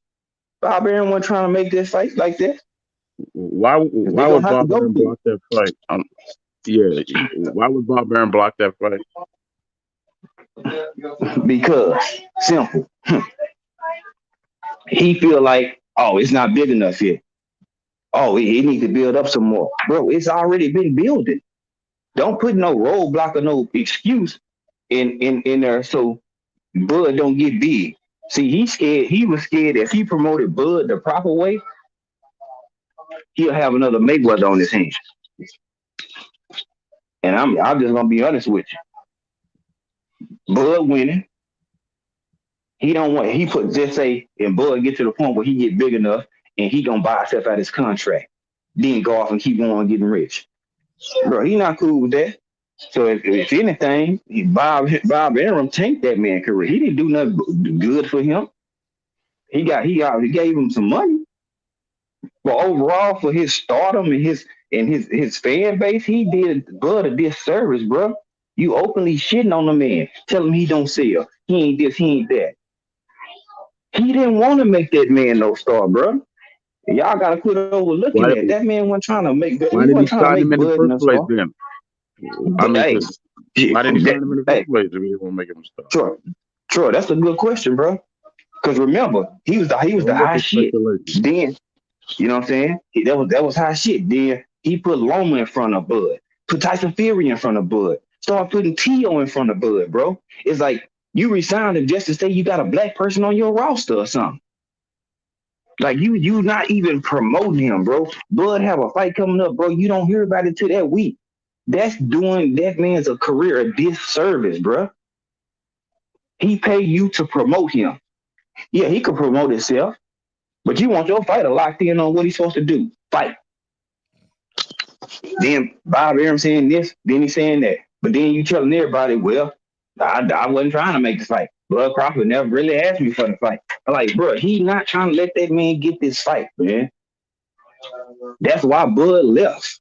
He It takes re-signed because hold on. He re-signed because Bob Arum sold him a dream that he was gonna promise them the fight. That's why he re-signed.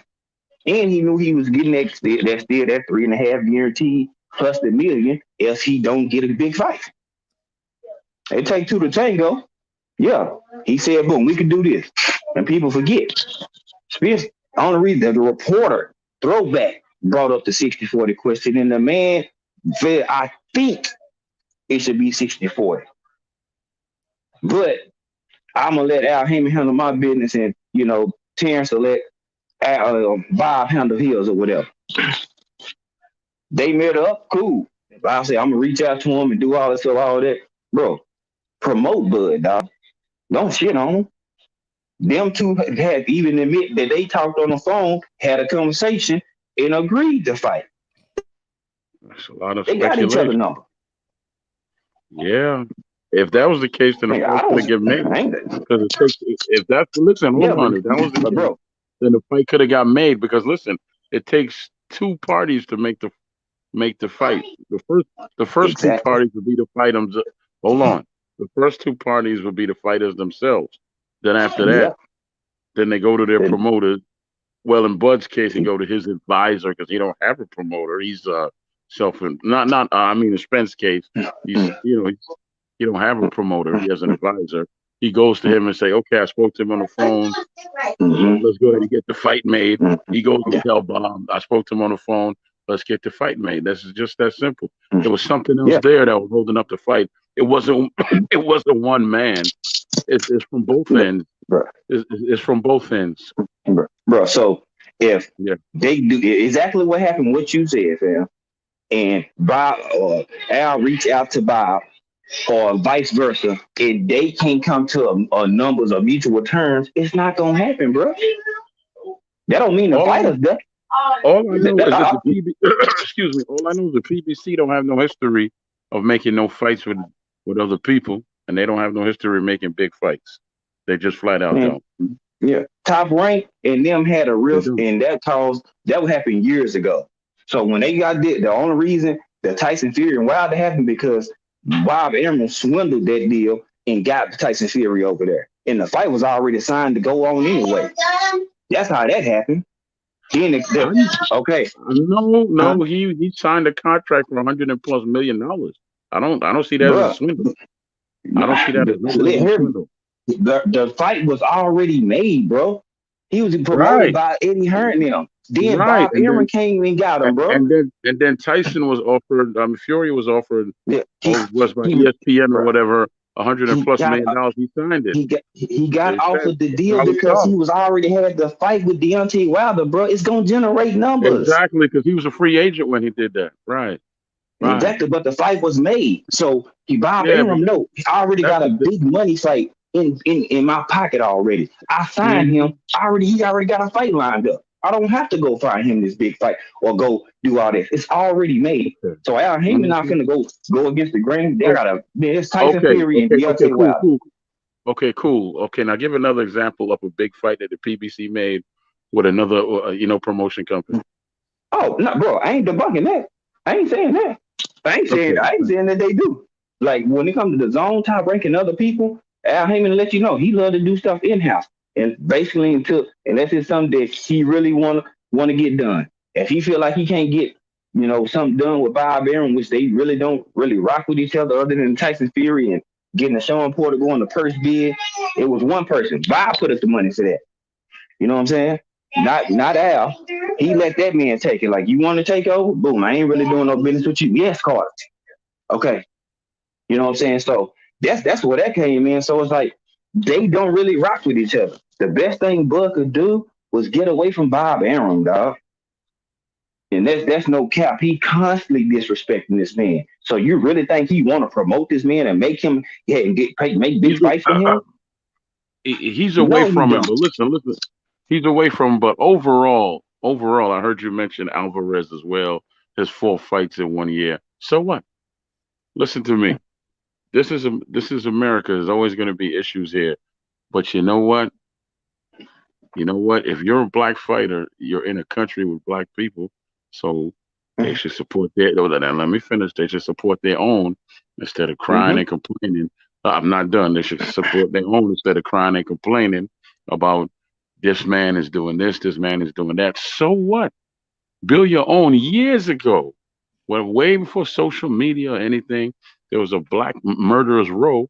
Bunch of fighters got tired of a similar situation, and they did their own.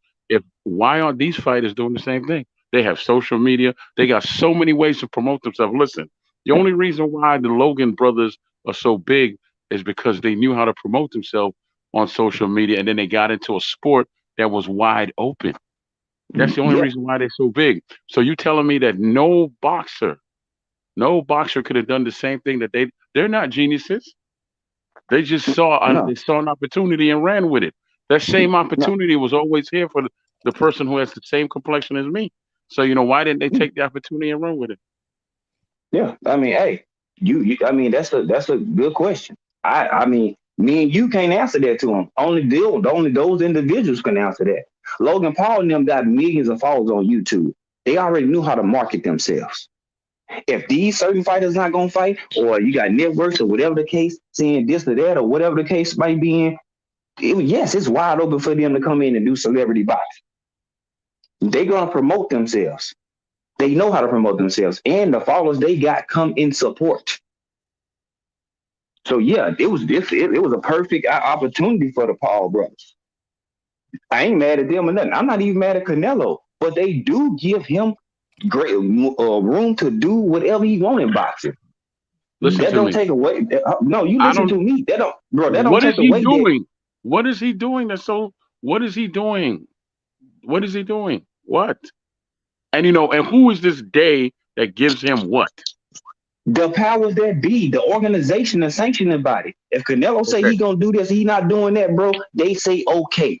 If you gonna sit here and say that they don't, that's full of shit. Because everybody know Okay. Canelo could get caught with drugs, bro. I let you speak. Only thing I did was ad lib or You agree and spoke for say about you 10 minutes. I was being quiet, man. But go ahead. bro. I didn't even cut you off. You come over with you go with this, bro. I didn't cut you off while you were speaking. I didn't disrespect you, my dude. I let you talk. Only thing I said you right while you were speaking. I never cut you off, homie. So don't play me that way. The only thing I'm saying is Canelo can do and say whatever he want. Get caught. His camp full of drug cheats. Nobody say nothing. He can go up and down the way and no repercussions. Duck this fighter, duck that fighter, drop the belt, then come back down and go get the other belt. No, bro, that's nobody can do that but him, and it's okay and acceptable. But example, you let Bud try to do everything Canelo doing, they gonna crucify that man, bro. Guarantee you, you drop a belt to go fight in another division, then come back down, bro. They are going to crucify these mans, bro. The same thing, the rules don't apply for black fighters. That's why they got to bet on themselves. Yes, it's social media. You can promote yourself and pump stuff out yourself. Cool. That's all fine and dandy. But why am I paying a promotion network to promote me and they getting a percentage out of all my bread? That's your job, your obligation to promote me. Then, or is everybody going to do it? No, they're not going to do it. We see it. Bud has been properly promoted for years. He should have been a mega star by now. He resigned with Bob Arum because that nigga kept lying to him, and Bud believed him. Now, shoot, if I'm making $3.5 million a year and this dude paying me each fight, honestly, I kind of believe the man too. I'm getting paid. But at the same time, just because you put me in fights don't mean you want to make the big fights for them. That's all I'm saying. I don't think neither fighter scared or ducking each other. I just want to see the fight. You know what I'm saying?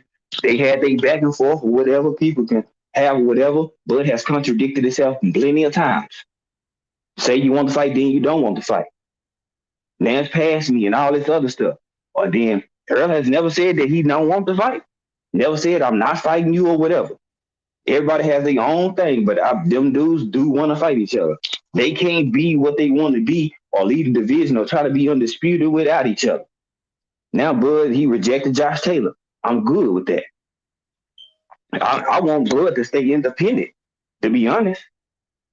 Get TBC promotions. Just have people advise you. Fight the fight country, fight the fight basis.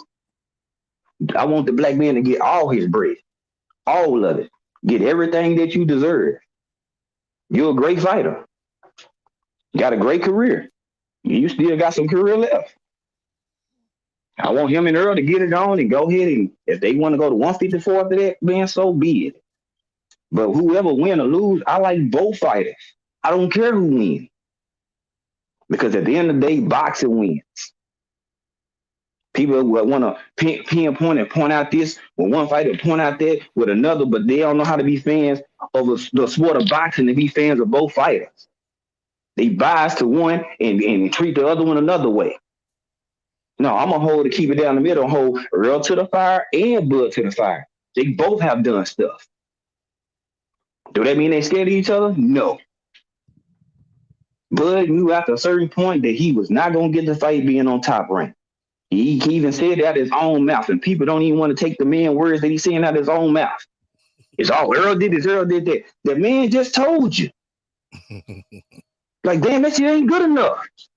He's telling y'all what it is, and y'all still want to go move the narrative or move the goalpost. Oh, it's all easy. It's Al Haymon and folks. This, that, and the other.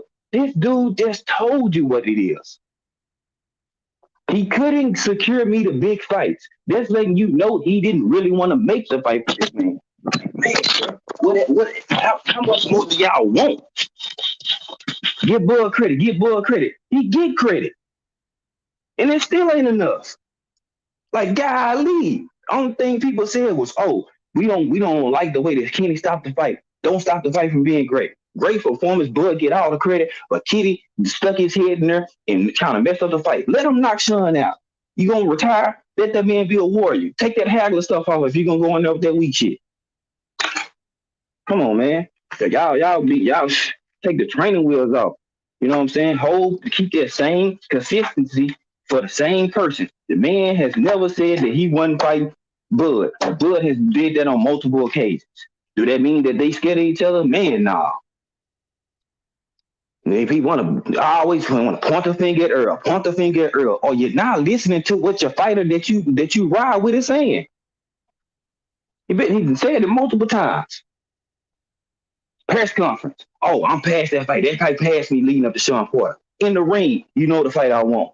Then after the fight, I don't need air spin. Bro, make up your mind. Ain't no grown man finna play no duck goose game with your ass. Y'all niggas on some silly shit.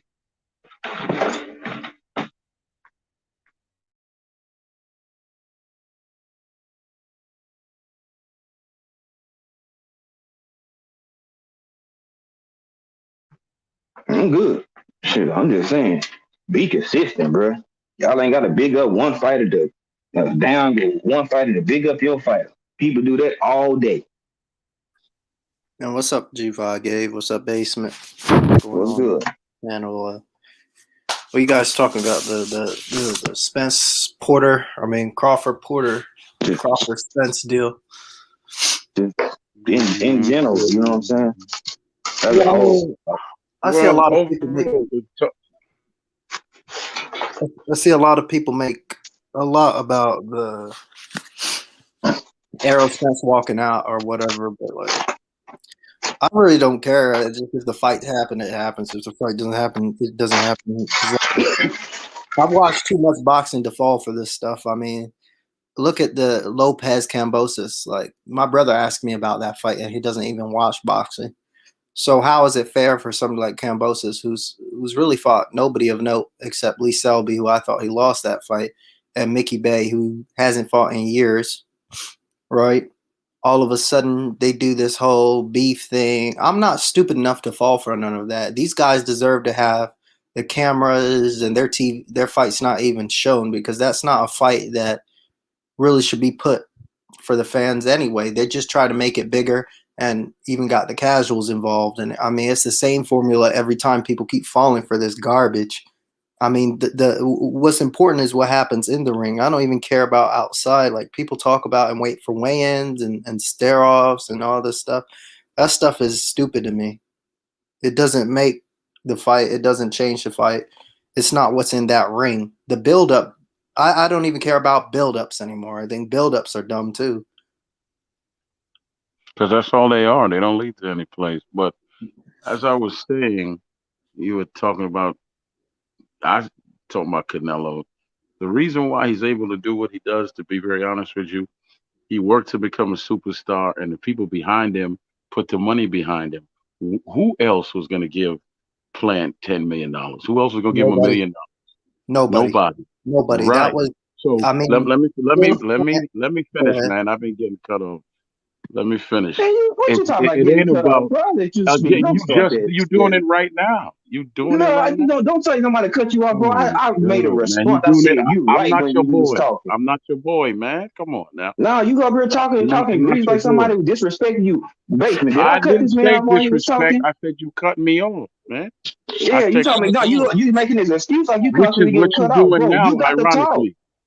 Yeah, I'm doing it now because you making right now and I can't speak. You talking right now. Yeah, because I'm talking because you made a statement right referring like you getting cut off or something. Because you cut, but you obviously, if I'm speaking and you talking, that means you cutting me off. Yeah, because you made a statement once this man had said something like you just hadn't been able to talk. Bro, you've been able to Oh my speak. God. If that's the way I feel, then guess what? That's the way I feel. Now I'm going to speak if you don't mind. Thank Bro, you. don't get this weak ass shit out of here. Yeah, yeah, yeah, One, yeah, yeah, yeah. yeah, yeah, Sure, yeah, sure. yeah, yeah. I see now you Yeah, one of yeah, these yeah, sure. bud dick riders that don't think he can do nothing wrong. Yeah, yeah, Nothing yeah, wrong. yeah, Yeah, yeah, sure, yeah, sure. you are. Yeah, you are. You are. As soon as you Yeah, came on talking, yeah. I knew exactly what I you I see coming the with. bigger picture. I don't really have time to play It with the ain't small about no bigger mind, but picture. You don't I know see the bigger business. picture. Come on, I bro. don't know business. All you've been crying Clearly about is not. black this, black that, black that, black this. You don't know about business. You sound like a victim. Stop your Nigga, ain't victim ass nobody no crying. victim. I gave, I Stop it. gave, I You sound gave like a both little men crying credit, ass bro. victim. Both men Black this, credit. black this. You over Oh, here getting your oh butt dick out your man, mouth. Yo, oh yo, yo, man. yo, We can't get ahead. We can't get ahead because of Let's this. not We do this. can't yo, Let's get not ahead do this. because of Nigga, that. it's I'm fucking sick of people like hearing that. you. I'm I sick never of hearing bashed that. either one of these I'm black sick men. of I gave hearing that. both men I'm sick respect. of hearing that. Let's not do Nigga, this. well, you With your have to broke feel me black that you ass. sick of hearing it. Let's Weak not ass do this. nigga. You have a Ain't broken nobody back. saying nothing about You you, have a boy. broken back and a weak spirit. That's why you speak the way Nigga, yo, you you speak. broke Come on, back no, I'm no, now. sick we're of Now not. ain't hearing We're nobody shit. not Yeah, about speaking to do nothing. black this. I this, one No, thing black I that. said was I'm black. both I've been fighting, black for bro. 50 I ain't years. never Your disrespect father neither black one of before them. me. Shit, shut your dumb ass up, nigga. Don't hop on here talking no, it's like somebody cut you off because you want to cater for Bud. You want to bad speech and everything like Bud ain't said nothing or did nothing wrong.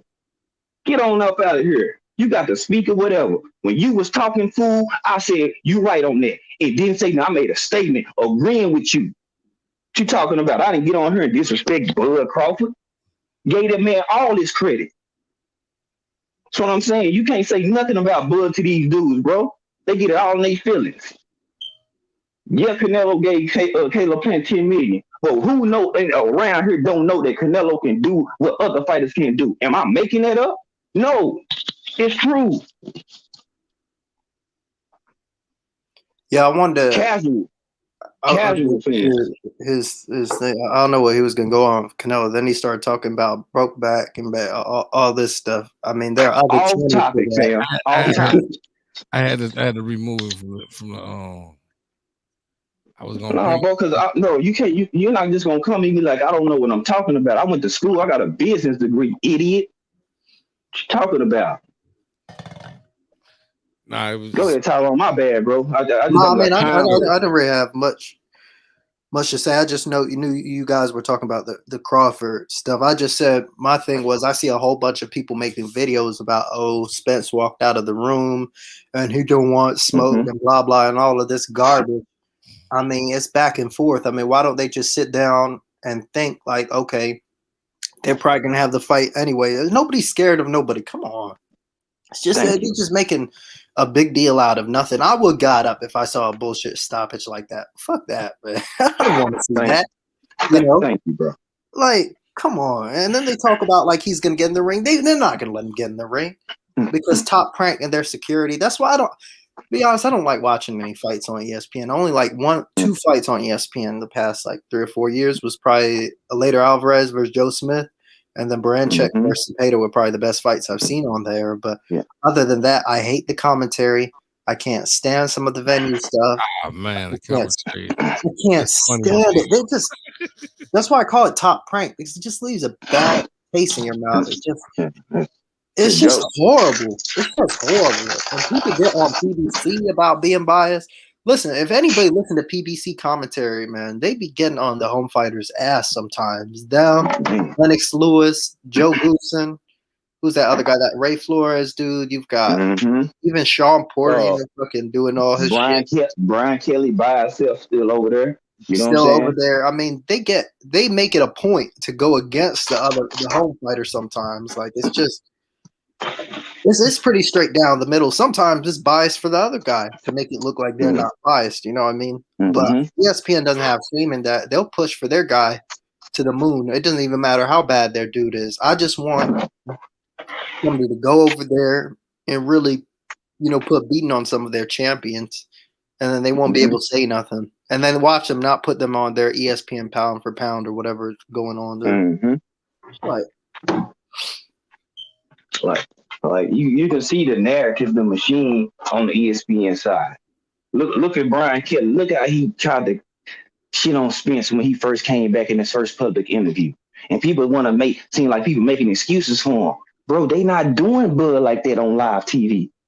They ain't disrespecting him like that. The only person doing that is his promoter, which is what I was trying to tell Buddy over here. Bob Arum doesn't care about Terrence Crawford. He duped that boy in to sign that contract, and he did it. He got his money and still didn't get the fights he was promised. Yeah, bottom line, at the end of the day. I And think he he's going to told be a y'all fight out his by own fight. mouth. Yeah. He told them about their own mouth. Bob Arum couldn't secure me these fights. He's telling you who's the problem. But they still want to say it's all Errol Spence' fault. Bro, that is dick ridage, bro. Hold a man to accountability and responsibility for his words and his actions. You can pull up any interview across the globe and you have never heard Errol Spence say, the fight is past me. I don't want to fight him and I don't need him. These are facts. It's not being an Errol Spence fanboy. It's facts. Yeah, I think that fight happens at the end of next year. I think they'll both take fights in the interim, and then it'll happen. Then all that stuff about they don't want to fight, blah blah blah. He's running scared and all that. Let's be real, right? I picked Crawford by KO, like around 9, something like that. But I had Porter up in that fight, and I felt he was robbed of the opportunity to continue by his dad. I think his dad. I've been the only one saying this. Actually, some people said it, but I mean, Kenny said how he really felt the first words out of his mouth when I asked him, like, how do you feel about the fight? He said, to be honest, it was his preparation. That just shows me he was upset because he didn't see what he wanted to see in training. So he took it out on him whenever he got the chance. He didn't look really hurt for me. The first knockdown was like a flash knockdown. Like he just got caught off. He kind of got pushed by that left hook. The second knockdown, that right hand was a good one. I won't lie, but he was still. He was mad because he just got caught for that stuff. And I see psychologists, online YouTube psychologists, talking about, oh well, the reason he started punching the ground was because, well, he was badly hurt and he didn't know where he was. And sometimes you do crazy stuff like that. I mean, you can't make this up. Like they start doing all these sorts of things. I mean, we're getting to a point now. I'm telling you, we're getting to a point now where it's going to be gusts of wind having to stop these fights, dude. Guys who are totally fine, who completely can walk around, who are all right, and they'll be getting stopped, and people will still be making excuses for them, talking about, well, he was taking a beating anyway, even though he doesn't have a mark on his body. It makes no sense. Guys know what they signed up for, and if they go in there to get knocked out, they get knocked out. If they don't, they don't. It is what it is. But you have to give these people every opportunity. I agree. I totally agree. You know what I'm saying? We got, look how quick they waved Caleb Plant off with Canelo. Even if he was gonna lose, bro, he was getting up. Yep. Ref wave it off immediately. You know what I'm saying? They can say whatever they want. Fury had a long count against Wilder. He was just laying there like he didn't want to get up. The ref stopped, moving to a neutral corner, come back and keep the same count. Like I'm not saying that would have been a defining factor if Fury got back up and you know what I'm saying. But bruh, keep it straight down the middle. Like these refs for certain fighters, they are doing whatever they can to protect them. Then in certain fights, you get the same ref, they stop the fight quickly, or they'll let a fight go on that shouldn't be going on. Should have been stopped rounds ago. We seen that a few weeks ago. You stop one, but you allow one to keep going on when clearly the man was getting battered. Yeah, I mean, it's just that's also another thing with the refs because, like Jack Cruz, none of us like. I mean, he stops. He really gives Fury every opportunity to get up. He gives him like 12 or 13 seconds and screams. He wakes him up basically. But there was a fight versus Bryant Perella versus Abel Ramos. A little later that next year, and he stopped Perella on his feet in the last second of the last round in a fight he was up on all the scorecards, on all the judges' scorecards, even with the knockdowns. I mean, there needs to be you need to have a consequence for this. You can't get away with something like this. You need to be held accountable because you got to be from the start. You got to write on your card, hi, my name is so-and-so. I'm going to let the fight go on until you have no legs left, until you can't get up. Or, hi, my name is so-and-so. if somebody breathes on you, I'll stop the fight. You got to pick a side. Can't do both. Like I think these refs and judges need to be polygraphed, man. I ain't gonna lie. Like you admitting to that you gonna fight this order and judge this fight fair and equally. You know what I'm saying? And if you lie, it's like you in a contempt of court or something. Man, they don't have no repercussions for their actions. They can do whatever they want and then still pull up to another fight a week later or a month later if they get, selected for the judge panel. Yep. And then can call a fight right. And people make excuses for them. They make excuses for them. Right. That's the thing. Where they're professional judges, I think they know what they're talking about. Clearly, they don't know what they see. You know what I'm saying? Like, yeah, okay, say that. Listen to this. Did you guys see the judges' cards on that Porter Crawford? Yeah, I saw that, man. I have Porter up a round. I saw somebody had Crawford up 2. I don't see Crawford up 2 rounds in that fight. I just don't see it. That was wild. That was wild, wasn't it, man? Man, so I had it 5-4 Crawford. 5-4 Porter going to the 10 I had it ring. 5-4 Porter too. I mean, for all the stuff these guys, these are the same dudes who talk about, oh well, he wasn't really doing nothing. The other guy did all the business. He was busy the whole time. He was active the whole time. But in this fight where Crawford wasn't active, all of a sudden he's up. Oh, he was counting body shots. Well, they don't even count body shots in other fights. I mean, it's so. There's nothing concrete about this. That's the problem. Like, there's nothing concrete. It's all what they think is going on or how they feel. Like today, I'm just going to judge off of. Or today, I'm just going to judge off of ring generalship or moving around and not getting hit or defense or whatever. Like, they don't have it consistent. Right.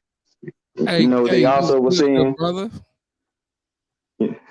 They also were saying, fam, they were saying like, oh, well, he was, Bud, reason Sean Porter was successful because Bud was just downloading data. No, come on. He was making it difficult for him. Are y'all serious? Downloading data?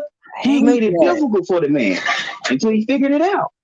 Then the man said in the post-fight interview, he even said, I couldn't really hit him with anything flush in the head. I got more body shots, and I didn't really find my range and stuff like that until the later part of the fight. He's telling you the truth. But nobody still don't believe it.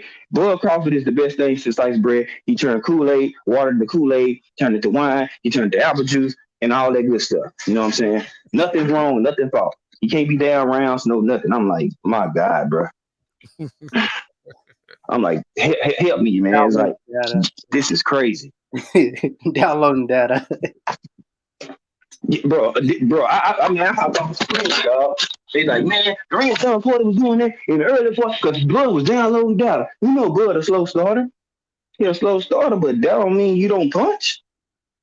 That's the difference between this fight and the Spence fight. Like, I thought the Spence fight I thought 116, 111 for Spence was a good card, to be honest, because the same stuff we're talking about, that's why I'm consistent, because the same stuff on activity, Porter was more active than Crawford in the what's it called in the that fight with him. But with Spence, you can see every round Spence had more CompuBot, was more active, was putting him to the ropes more for most of the rounds.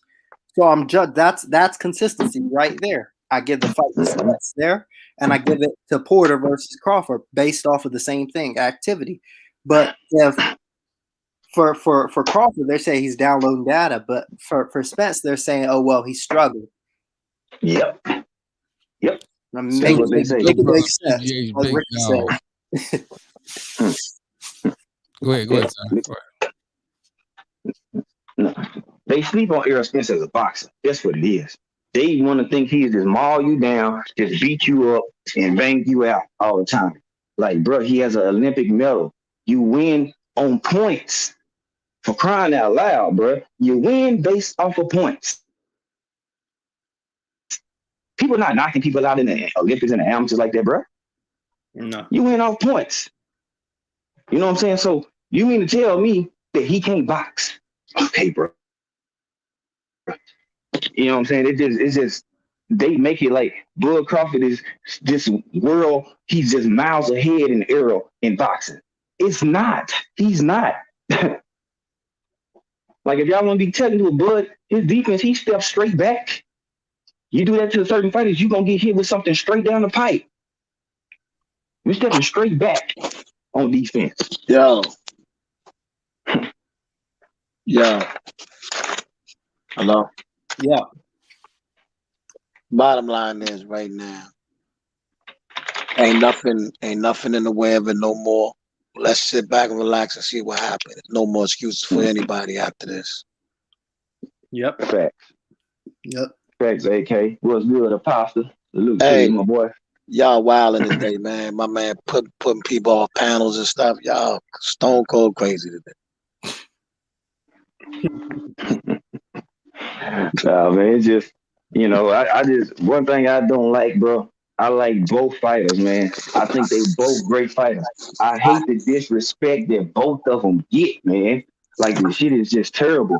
People disrespect them, both of them. You know what I'm saying? Like, it's okay to be a fan of both, man. Like it's against the law if you're a Spence and a Bud fan. You can't like them both. I'm like, bro, it's boxing. Yeah. I can like more than one fighter. I can like both of them. And if either one of them win, who wins? Boxing wins. But people Hey, don't see the logical side of that, bro. who y'all got tonight, man? Cool Boy Steph or Figueroa? Paul. I got Cool Boy. Cool Boy. I got Yeah, Cool Boy Steph gonna get this one tonight. Black Star Sports TV in the building. What's good? Yeah. What's going on, my brother? What's going on, fellas? Oh, there you go. Black Star. What's going on, my brother? What's going on? Hey, man, look, I ain't never get to say my piece about that Bud Crawford fight last week, man. So I gotta get this off my chest if y'all don't mind. You know, I'm going on mute. Man, let me tell you something, man. That right there, I said before the fight, I said I wanted it to be a good fight, go about 8 or 9 rounds, and hopefully Bud will pull it out because I wanted Bud to pull it out on the low because I wanted Bud to be able to convince me that him and Earl would be a fight because I didn't think before the fight that was going to be a fight. And my reasons being was because he's too small and he's going to have trouble, going in there and outworking Earl Smith when Earl Smith is a bigger dog, stronger, and his work ethic, and he don't stop. I mean, he just constantly coming. And Bud is a pot shotter. So Bud is going to be trying to pick you here, catch a little uppercut, little step to the side, he needs space and time to operate. If you don't give him space and time, he in trouble. And just like I was saying in that fight this week, Sean Porter got in him. And every time they got inside and they was trading, Sean Porter was piecing him. Every time. He couldn't fight him on the inside. So even his corner was like, get back. Box him, get back, box him. I mean, that should tell people something right there. Because this is what I've been saying about him the whole time. Now, this is little Sean Porter. This ain't the big dog Earl Smith. Earl Smith didn't do no moving around, backing up and walking, trying to outbox. He went right into the buzzsaw and whooped his motherfucking ass. And he couldn't do the same thing. And that was shown to me. And I'm saying to myself, wow, okay. So Bud is this big dog, but they're telling the dog to back off. You see, he's the big dog, but he's invincible. Nobody can touch him. Nobody can do this to him. Nobody can do that to him. But I gave him credit in there a few times. He pushed him around a little bit. He did a couple little things that was nice. He got skills. He ain't no trash fighter. But to say that this man can get in the ring with Earl Spence is ludicrous to me. I still do not believe it's a fight. Because I just sit there and saw him on the inside. Look at Bud's face when he's doing I'm gonna have you combination. drug tested. I'm gonna have you drug tested. He looked lost in there. He did. He was getting pieced up by Sean Porter on the inside. Black Star, I'm gonna have you drug tested. Let me see. I'm about to get you a new prescription. He was not on that inside. He was not doing it. But go ahead, run me your point of view, though, my brother. Man, listen, man. You go back and look at it again. I watched it again this morning.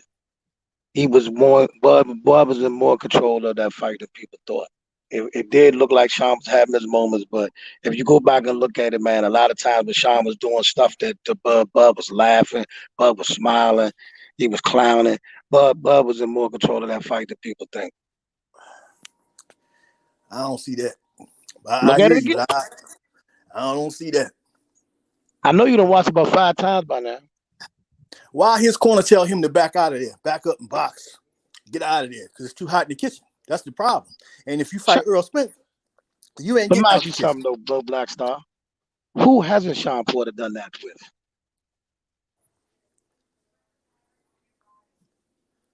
But that's just the point. This is the first time he fought anybody at 147, and it just proved the point that I said he But wasn't going to be able to do who it. hasn't And he Sean couldn't do it. Porter caused problems for?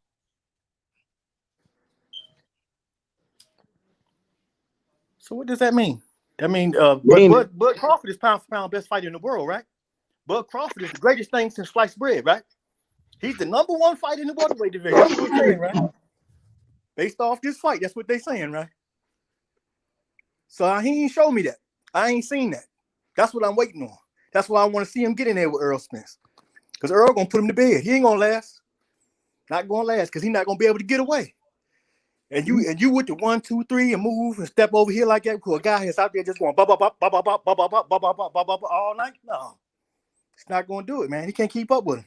A lot of strong talk there. It's facts, bro. And I'll tell you like this: I take a loan out and take every bet out there against anybody that is a Bud Crawford fan. I take all y'all damn money. He ain't gonna be able to stand it, and I mean that.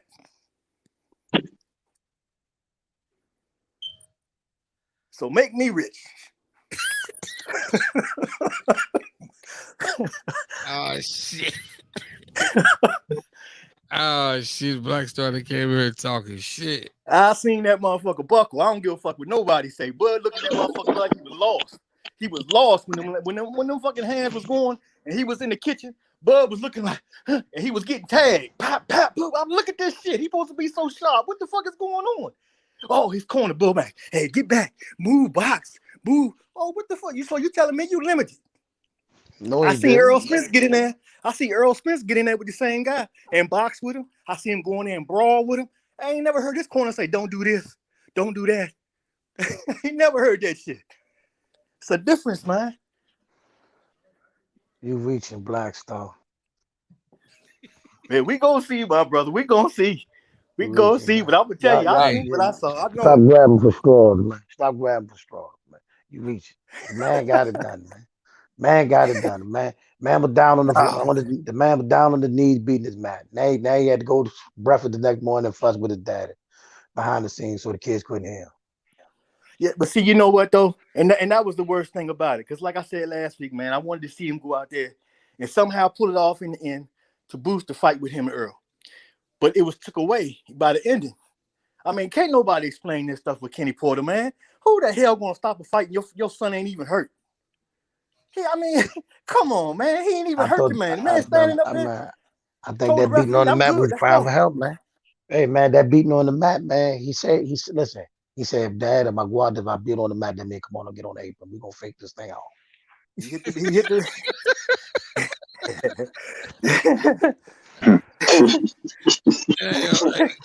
Hey, we know now why they got that fight now. We know the reason why they got the fight now. Oh, there you go. That shit looked awful lot. It looked awful lot. Me and G5 was talking about that a little bit earlier in the show. I'm like, I was kind of disappointed in some of the things that was said after the fight.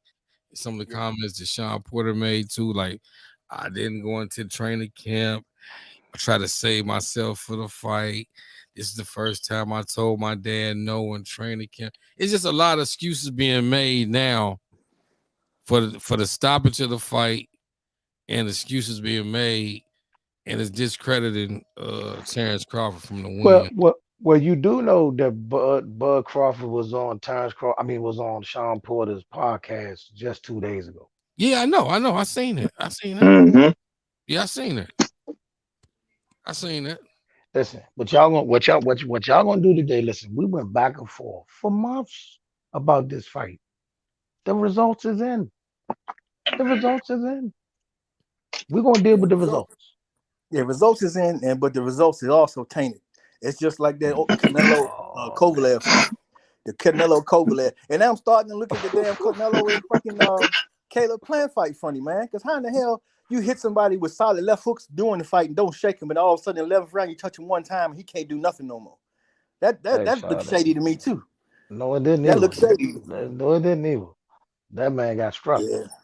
He got that thing. That man whole face quiver. He hurt. His whole face quiver. That man was hurt, man. I ain't think face quiver. Boom. I ain't think he was hurt bad, though. He was drunk. Nah, with that one, Black. I mean, I kind of agree with you a little bit, but Caleb Plant was blocking a lot of them punches, bro. He didn't block that one. And then and then when they came to the later rounds, Canelo was missing him a lot. But on that one right there, he caught him dead flesh on the forehead, man. Yeah, but and think of this also. That's true though. I mean, it was some difficulty, but they say without a doubt that he and Terrence Crawford, they the best pound for pounds in the world. People arguing about which one is number one. But I seen both of them going in a boxing scenario and get outworked. Canelo didn't outbox Caleb Plant. He did catch him to get the win. Which one I'm took a L? He want to do it at the end of the day. Yeah, but the same logic didn't apply to Deontay Wilder though. Remember, he came box. He went to sleep. See, that's the same logic. Even when he was sleeping, people they still were saying it. No, he went to sleep. So it's like it didn't matter. Man went to sleep, man. Man went to sleep. My only thing with the Canelo and Plant is like, okay, you make Canelo miss, but you're not counting or following up with nothing to make him pay. So if he's Canelo, he's a smart fighter. He's like, okay, yeah, you made me miss, but you're not following up. Yeah, he stopped throwing that I can keep punching and keep pursuing towards you.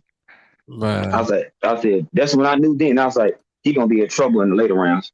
Because if you don't do it then, and Canelo land to hit you with something flush, yeah. He stopped throwing that damn full counter on him. He was doing it perfectly during the earlier rounds, and all of a sudden towards the end, just when it gets close to that 11th round, every time it get close to that 11th round, some funny shit start popping off.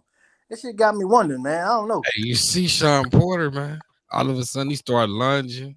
Yeah, like his head down. You ain't did this whole fight. All of a sudden now you want I got a new game plan now. The one you got is working, but you want to change up your game plan. What sense does that make? The hot sauce, man. It's the hot sauce, man. You get hit with that hot sauce, man. You got hit with that hot sauce.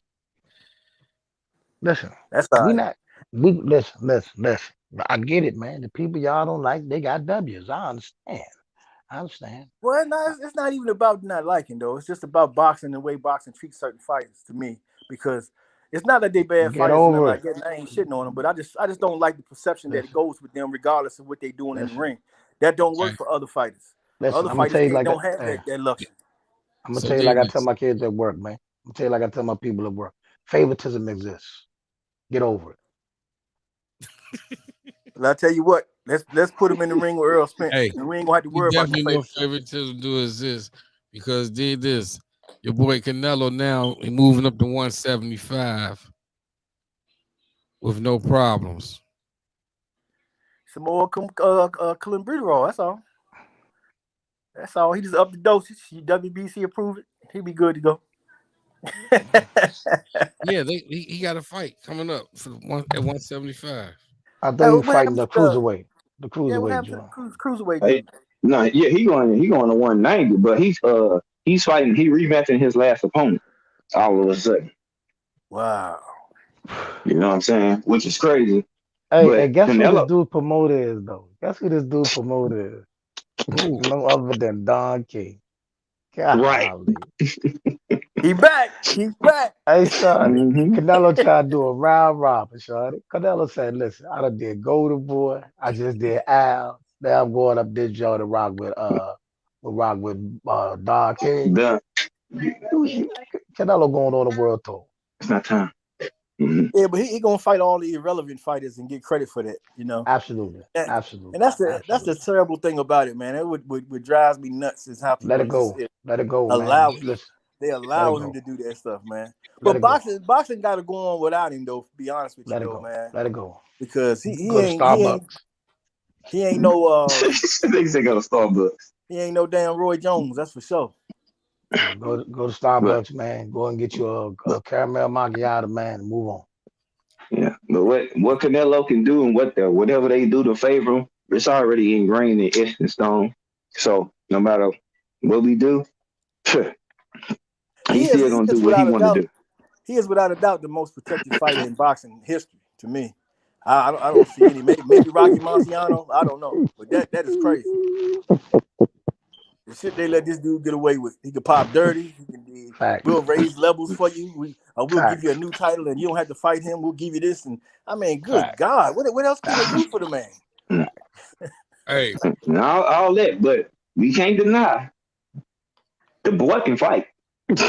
With all that, he still can fight.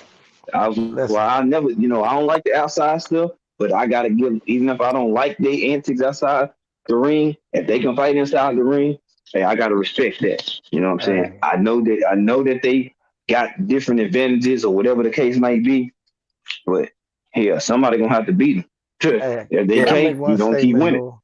Can I make one statement though? Y'all know what's so crazy is this. I never in my life thought I could see a day when a man who not even fight no more can still control the sport of boxing. They doing all of this ruckus just to try to be better than Floyd Mayweather. Yes, indeed. Mm-hmm. Ain't nothing but fact. Mm-hmm. I've Ain't never nothing seen a but fact. man with this much presence in the game, and he don't even fight no more. And could come back and fight a YouTuber and make more money than everybody that fought this year. You can't make this stuff Yeah. up. Yes, Yeah. indeed. You you can't make this stuff up. Yeah, it's facts. Yes. That's why I said on my show. I said on my show months ago when Floyd Mayweather came back and fought that YouTuber. I said Canelo gonna fight Caleb Plant on PBC. Mark my words, because he just saw Floyd Mayweather make more money than him when he just sold out Jerry's World. He know for a fact that he can't get that money that he want on the zone. I said, mark my words, he coming to Al to get that check. I know he will. he got it. And he already know he gonna get the money he asking for. Yeah, You know Yeah. what I'm saying?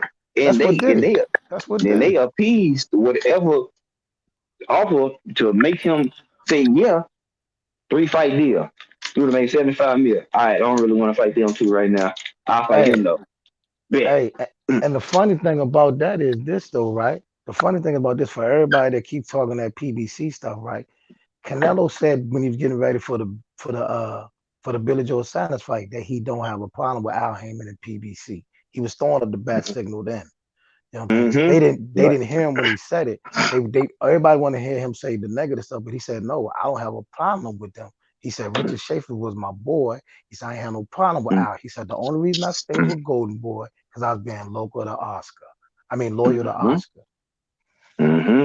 And then once he did his business with Al Heyman, they asked him, "How were you treated over here? And how did the negotiations go?"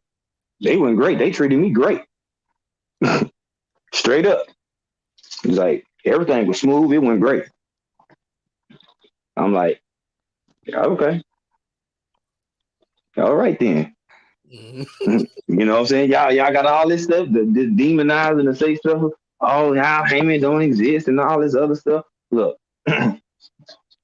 if you putting asses in the seats, you gonna get your share of your money.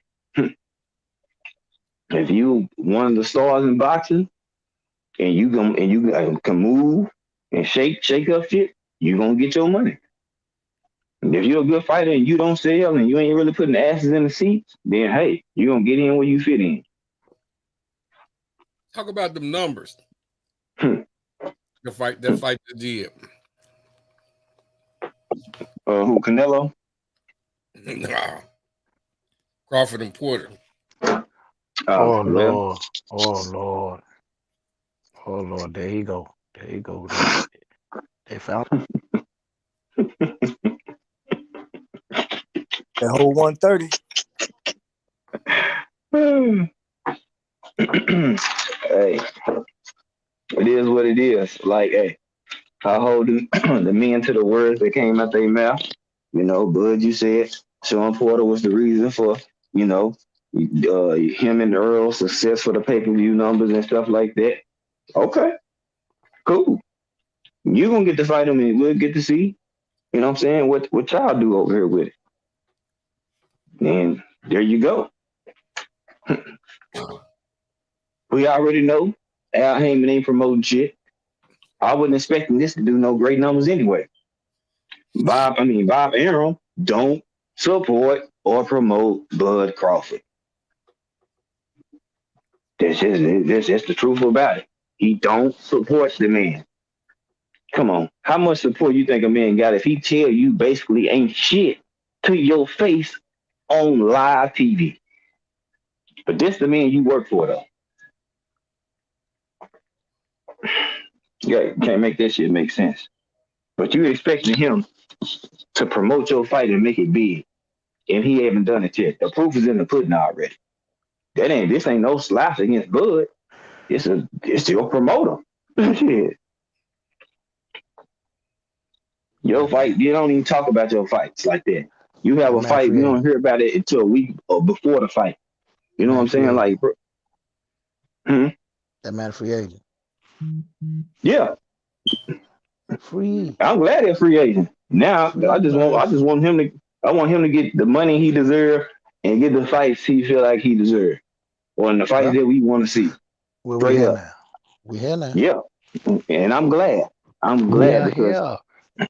The moment that he can Black Star and Basement Boxing is waiting for, we are here.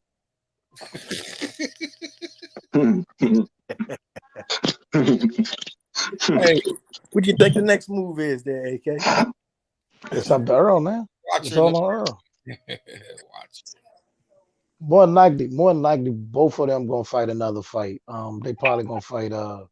One of them gonna fight Mhm. Keith Thurman, and one of them gonna fight probably somebody just to keep busy, and then they gonna come together. I told everybody during the summer next year, you will get the fight you wanted. I said it a year ago. I'm gonna stand by it now. Earl Spence versus Terrence Crawford will be this summer. Get your popcorn.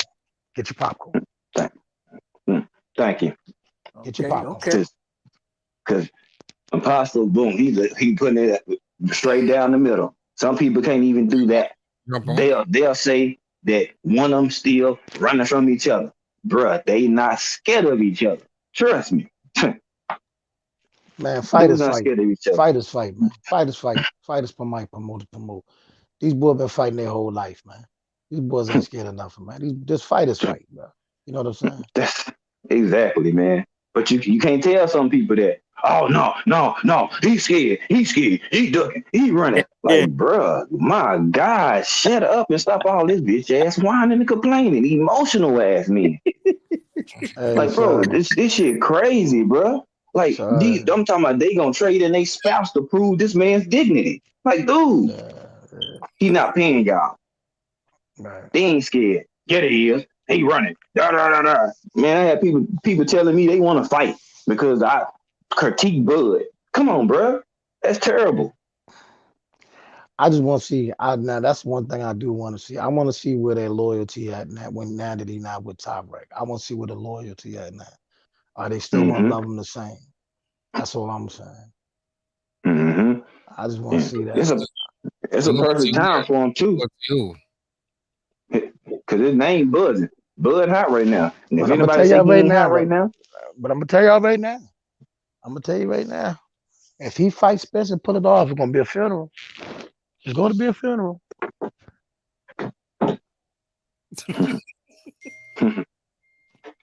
You know what I'm saying? It's gonna be a profession. It's gonna be a processional if that man pull that fight off. because And, boy, and it's Bud, gonna be some fools gonna lose their mind. Lord Jesus. Good brother. No, but Watch. What's good, brother? Hey, what's up, man? How you doing? All yeah, right. yeah. Salute to the watcher, man. What's going on, bro? Nothing watch it. much. Yeah, man. I just saw you live quickly, and I just thought to jump on for a quick bit. I know Tyrone's in the building; he's probably busy, but yeah, I just saw like we got the fights coming up, and man, that fight last week, it was it was good, with Crawford and Porter, but You know, I'm glad Crawford got, you know, one of the wins he was looking for. It just took me back to like back in January when like me, Basement, and Blackstar were talking like, you know, just about Sean Porter and everything, and just, you know, where his mindset is at. But you know, I can leave that for another conversation. But you know, man, it's the ball is in, I guess, both guys' court. Um, you know, it was a good fight. Terrence, you know, showed that you really can't switch off at any given moment. You know, that uppercut was landing all night. So, you know, it was going to land with Sean coming in, you know, lunging in like that.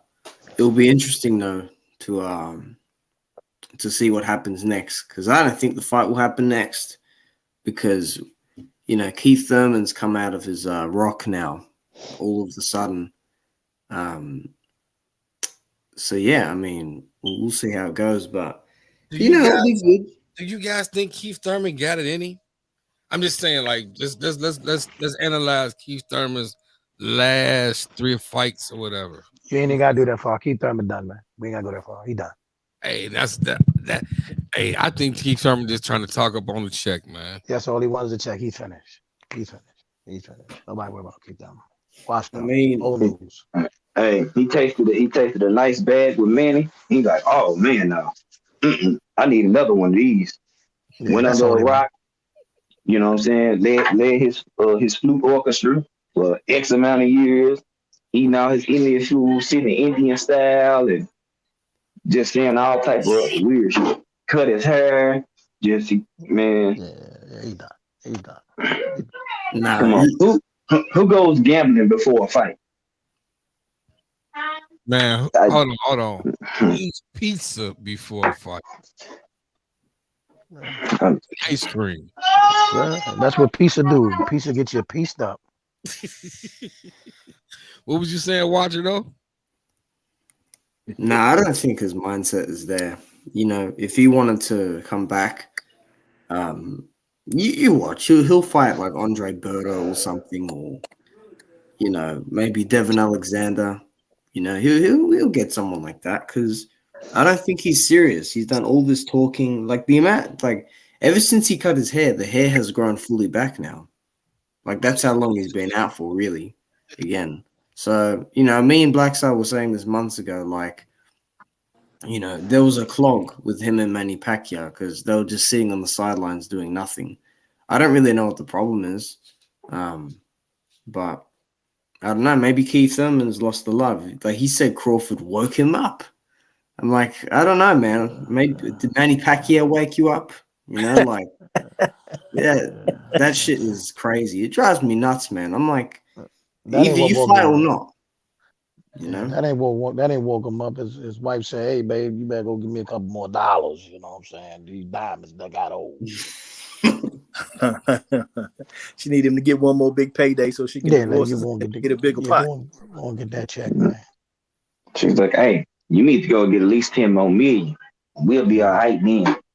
You doing more Like, talking than fighting.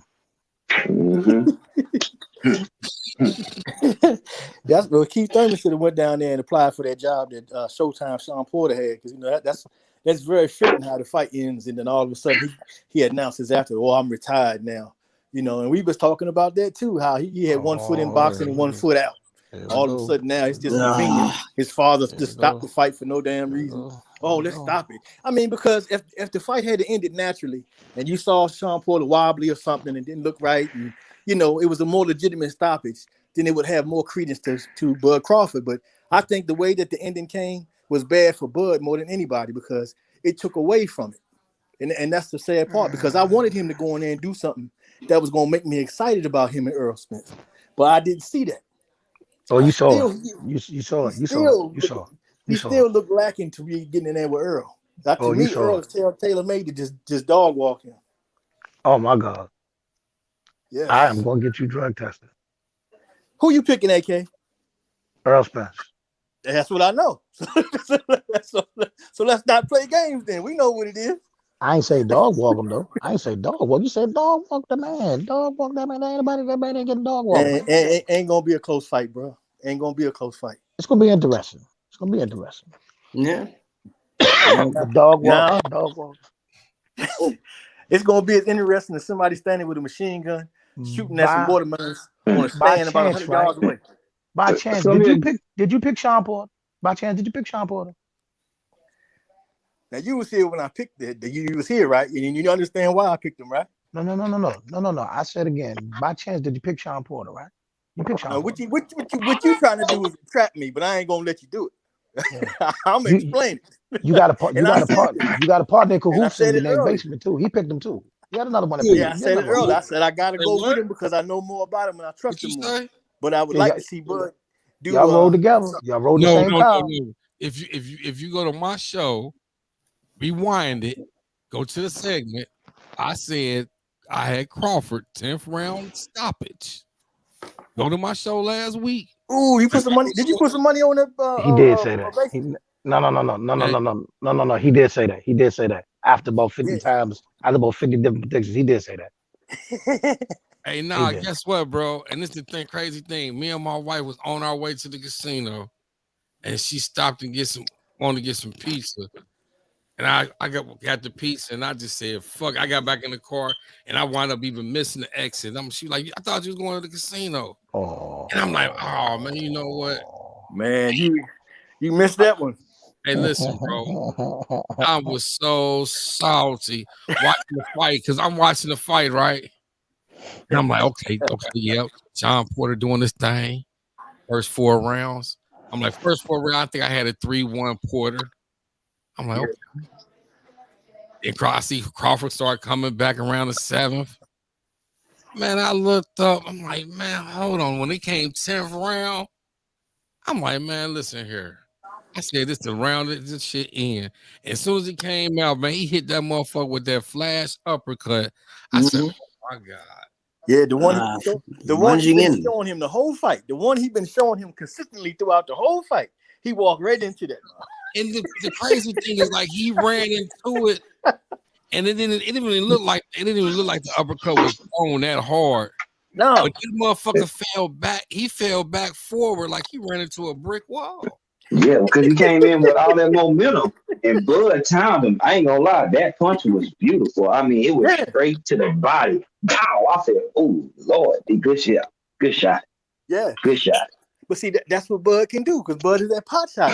You like that little catch you with that step to the side, that type of thing. That's how he like to operate. But when he was inside, they was toe to toe, and they was just throwing combinations. He wasn't winning that, man. That's why Bomac was like, "Man, back out." And when I seen that, He was getting clipped. I think it was in the second round. Sean got him good with the left hook. Yeah, and he wasn't smiling then. Yeah, he wasn't. I think he got hit with the right hand. I think Terrence got hit with the right hand at one stage, and he started smiling. And I thought, okay, yeah, it was a good poker face he's got. I'll give him that.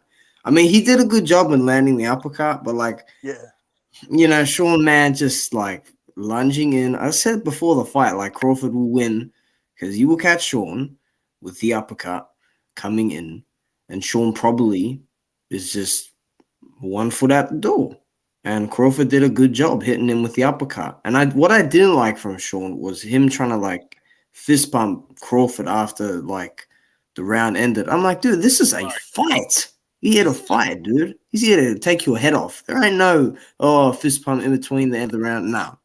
This is kill mode right here. But I mean, it is what it is, I think Crawford did well to, narrow himself off at some stages. Like he'd like blade his body off. And that was clever from his end.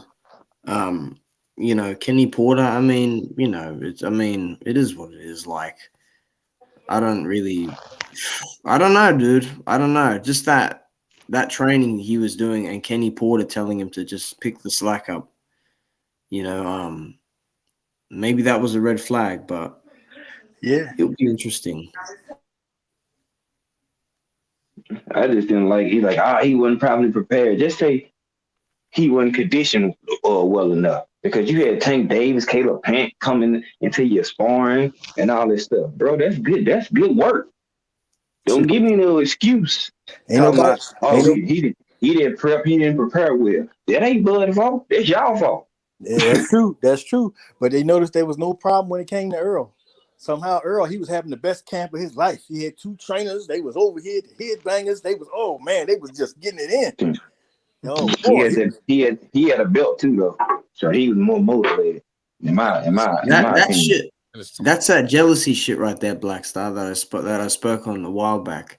I don't know what it is with him and Errol, but with the Crawford fight, all happy days. I love you, yeah, brother, this and that. But with Errol Spence, oh well, the skills were better than you thought, weren't they? They were fucking arguing at the post-fight press conference after. yeah, I'm yeah. like, Sean, just please take the L on this one. Like, this is embarrassing now. I don't know what he was trying to do there, but you know, I don't Yeah. know what it is with Errol Spence and him. Like, Man, it's crazy. It's like looks like Tim Bradley. Oh, Sean Porter beat Earl Spence. Yeah, man. Look, man, you need to go get a new subscription for your glasses. Go get that cataract done. Go smoke you some weed. You need to do a whole bunch of shit. Because I don't know what the hell you were seeing in that fight. It wasn't no motherfucking way that Sean Porter beat no Earl Spence in that fight. It wasn't even close like that. People was just surprised that he was able to just stand in there a little bit. It's like they had it, the way he was just gonna go in there and just get knocked out or whatever. But shit, he got dominated. He ain't going there and do nothing. You ain't never see Earl Spence have to back off and just box and get away. There we go. Now he was going in there tagging with his ass. Here we go. That's what he did, man. That's what he did. Can't take it away from the man. You can't take it away. it would just be interesting. I don't know about the. I got to tap out, y'all. I'll catch y'all on the next one. Where you go, AK? You can't go nowhere now. You know I work at night, man. You know I work at night. It's still daytime. I see sunlight out here. Nah, I'm messing with you, bro. Go All ahead, right, y'all. Hey, good talking to you, though, bro. Always, champion. Yes, indeed, my man. But Man, I'm telling you, freaking, Sean, man, he was so upset. I don't know if you guys saw, he was screaming. Like, I think he tried to take his he tried to put like a t-shirt on, and he just like screamed as he was putting it on, and then he took it off. Like, he was pissed that he lost. He was really angry that he lost. But then after, it just felt like, Kenny Porter's like, this is business. This is boxing. I'm always happy for you, Terrence. He wasn't saying that shit to Spence, though, was he? Wasn't saying that shit to Thurman and all that. Well, Spence said that Porter couldn't sell out a Thanksgiving dinner. Yeah. Hey, what's up, man? What's going on? Yeah, I know he said that. I don't know why Errol brought that up. Freaking like. I mean, that Ugas fight was empty. Brooklyn went to that Ugas fight. He said nobody was there. Oh, Ugas, that motherfucker there. Yeah, Ugas. He's talked a lot of shit. He's been talking a lot of shit about Errol Spence these years, and now he wants to do a 180 and say, "Oh, he's a great champion, this and that." Nope. If he's up next, he's getting his ass whoops. Because I remember the shit he was saying. Man, it's an easy tune-up fight for him. I think that Spence should take that fight if they do it, but I think Ugas will have to fight Stanionis, but I think Stanionis beats him. Good. I don't give a shit about Ugas, really. He talks a lot of shit. Again, this guy is like, oh, Spence has avoided me. And then fucking 2 years later, he's like, oh, yeah, me and Spence have a signed contract. But then Manny Pacquiao came in. And then you got the fucking opportunity because Errol got injured. Huh? And you were still marked up from that little 5'3" fighter. Give me a break here, dude. Trust me. Him and Errol step in the ring, he will get the piss beat out of him. You got to try that inside game with Errol. Okay. Good luck there with that.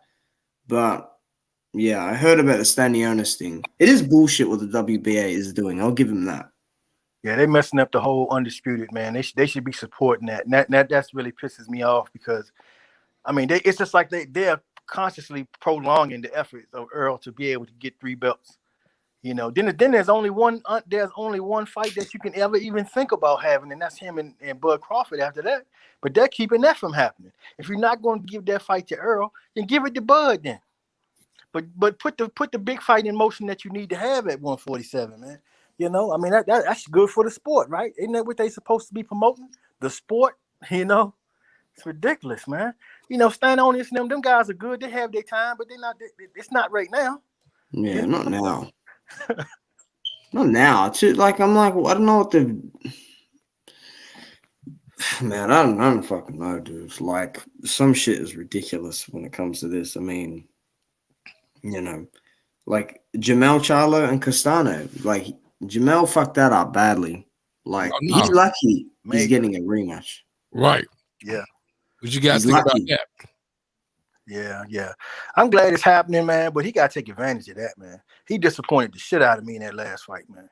I mean, if you're gonna go out there and you want to be undisputed, go out there and get that motherfucker. Don't sit there and wait. You had this man hurt on multiple occasions and let him linger around and then let him come back on you and stuff. You should have went on his ass and went for it. I mean, if you get caught and get knocked out, then that's just do it. But you gotta go for it. You gotta go for it. You can't limit yourself being cautious all day. You got to go out there and do what you do. You know, you got to go in there and trust in your ability to say, well, I'm better than him, and I'm gonna go out there and I'm gonna prove it to him. You know, I mean, anybody can get caught and something can happen. I understand, but you can't jump off of the thing that makes you great and then back off. You know, that's not it. If he successfully make you back off of him, he's already beat you because you're not doing what you need to do to win now. That's why the fight was so close. You know, just like when Derek James, man, you got to knock him out. Then he goes out there and puts forth the effort, and he damn near knocks him out. You know, but you should have been doing that from the early on. You know, because without a doubt you could hurt him. That you showed that constantly throughout the fight. So why give him so much respect? Just keep catching him. That's all you got to do. I think he's worried about what's coming back. I'll tell you this, but Jamel Elusive, first person who could take a punch. First guy he gets in there with from now on, not before when he could actually box. But he got away with that once he was with Derek James. But the first guy he gets in there with now who can actually take a punch, he'll lose to that guy, guaranteed. Guaranteed. All his past 7-8 guys just fell down. They had chin issues. Tony Harrison can't take a punch. Lubin can't take a punch. Rosario, if his life depended on it, can't take a punch. Nope. Body punches.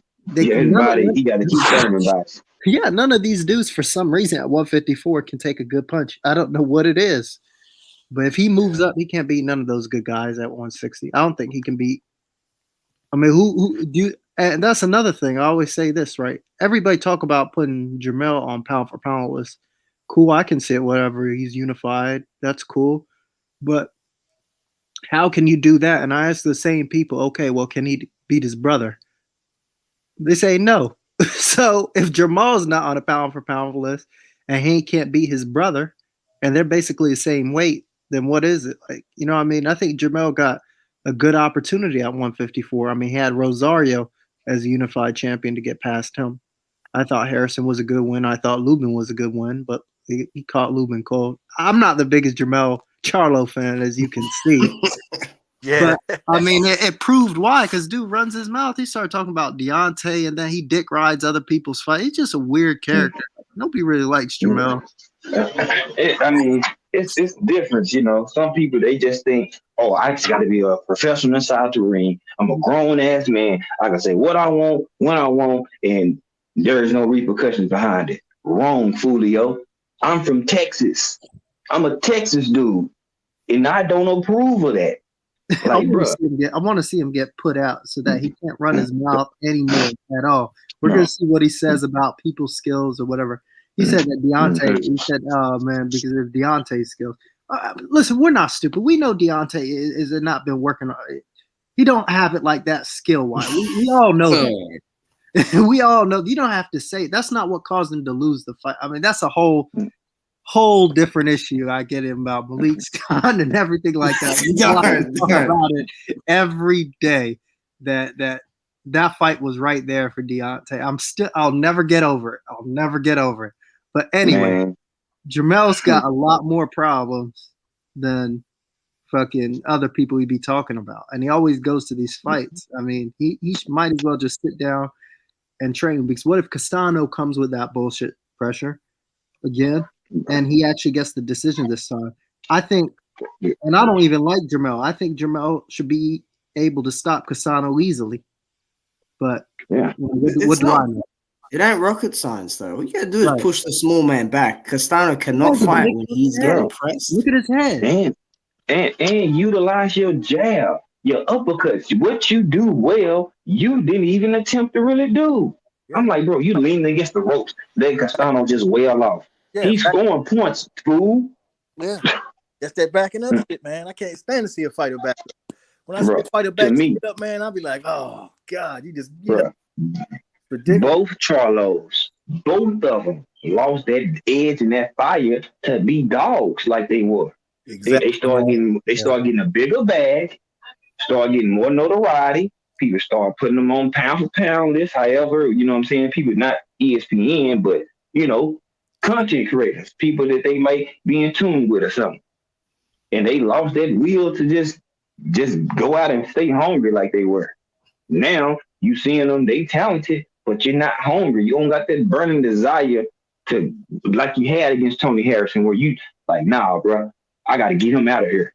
You know what I'm saying? Against Castano, I'm like, bro, what type of time is Mel on right now? Yeah, man. You gonna mess around and lose this fight because you coming out here flat over underestimating Brian Castano like he just gonna lay down and give you this WBO belt. You sadly mistaken. Yep. And you got to give him credit, man, because he stuck with what he knew, and he didn't come off of it. And you seen Mel jump off his game plan and acquiesce to him, and that's all he needed, man, was that little crack, and he took advantage of it, man. But one thing is, I'm glad that they're gonna have it right here in Houston this time again. You know, that could be a bad thing for Mel too, man, because fighting there home ain't really been, you know, I don't know how much that affected him in that last fight, but he's gonna be right inside Houston this time at Toyota Center, so we'll see. Yeah, he's gonna be downtown Houston. Yeah, you already know. So you can't have an opportunity like that and go out there and shit it like that. You guys going to that fight? You guys going? I'll be at. All right. I'll be at that fight. Yeah. See the way I'm set up, I wouldn't mind going, but remember, I'm a broke ass fan though, y'all. Remember, we broke ass fans. Oh yeah, well yeah, we're broke fans. Yeah, we can't afford ass fans. You know what I'm saying? Yeah. We can't afford them. But I would be cool. Yeah. But he got his wife saying the same thing and making it worse. Control your woman, bro. Is she another bitch that run her mouth, dude? She needs to fix her fucking goddamn teeth, dude. We need to get somebody in there to fucking dog stop her, let her be on the co-main, and hopefully get some veneers or something. Dude, her shit fucking looks all fucked up, and she just runs her fucking mouth. All she is just another baby mama. That's it. That's all it is. I mean, why don't they just be quiet? I mean, look at Jamal's woman. She's there. She support him. She watches like a fan. She's cool.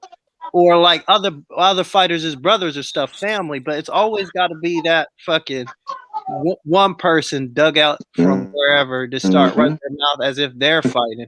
If you want to fight, we can get you on an undercard, get you in with a woman fighter, and we'll see what happens to you if you really want to fight. Uh-oh. Since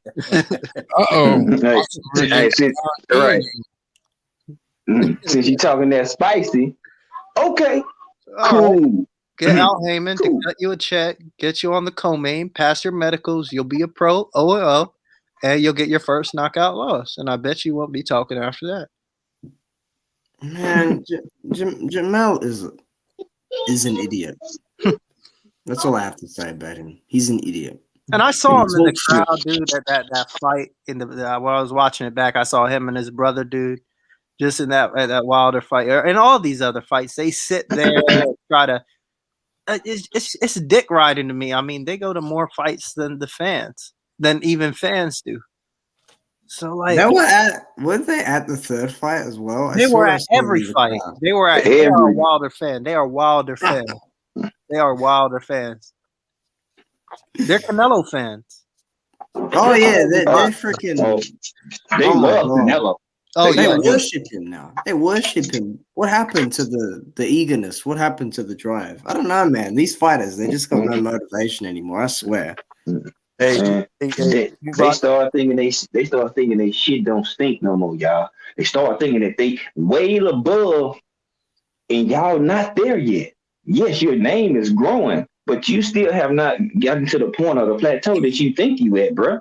Exactly. Now you got in your mind that you this mega star. Where your pay per view numbers at, bro? Y'all did a combined pay per view joint. They could Let's not be keep crack it 100. They couldn't crack 100,000. It was 95,000 for that Rosario Derevchenko doubleheader with their opponents. They could not crack 100K together. That's worse than Crawford. That's worse than Crawford. And we get on And you Crawford. got two people. That's embarrassing, man. That's because they shit on their fan base. Thank you.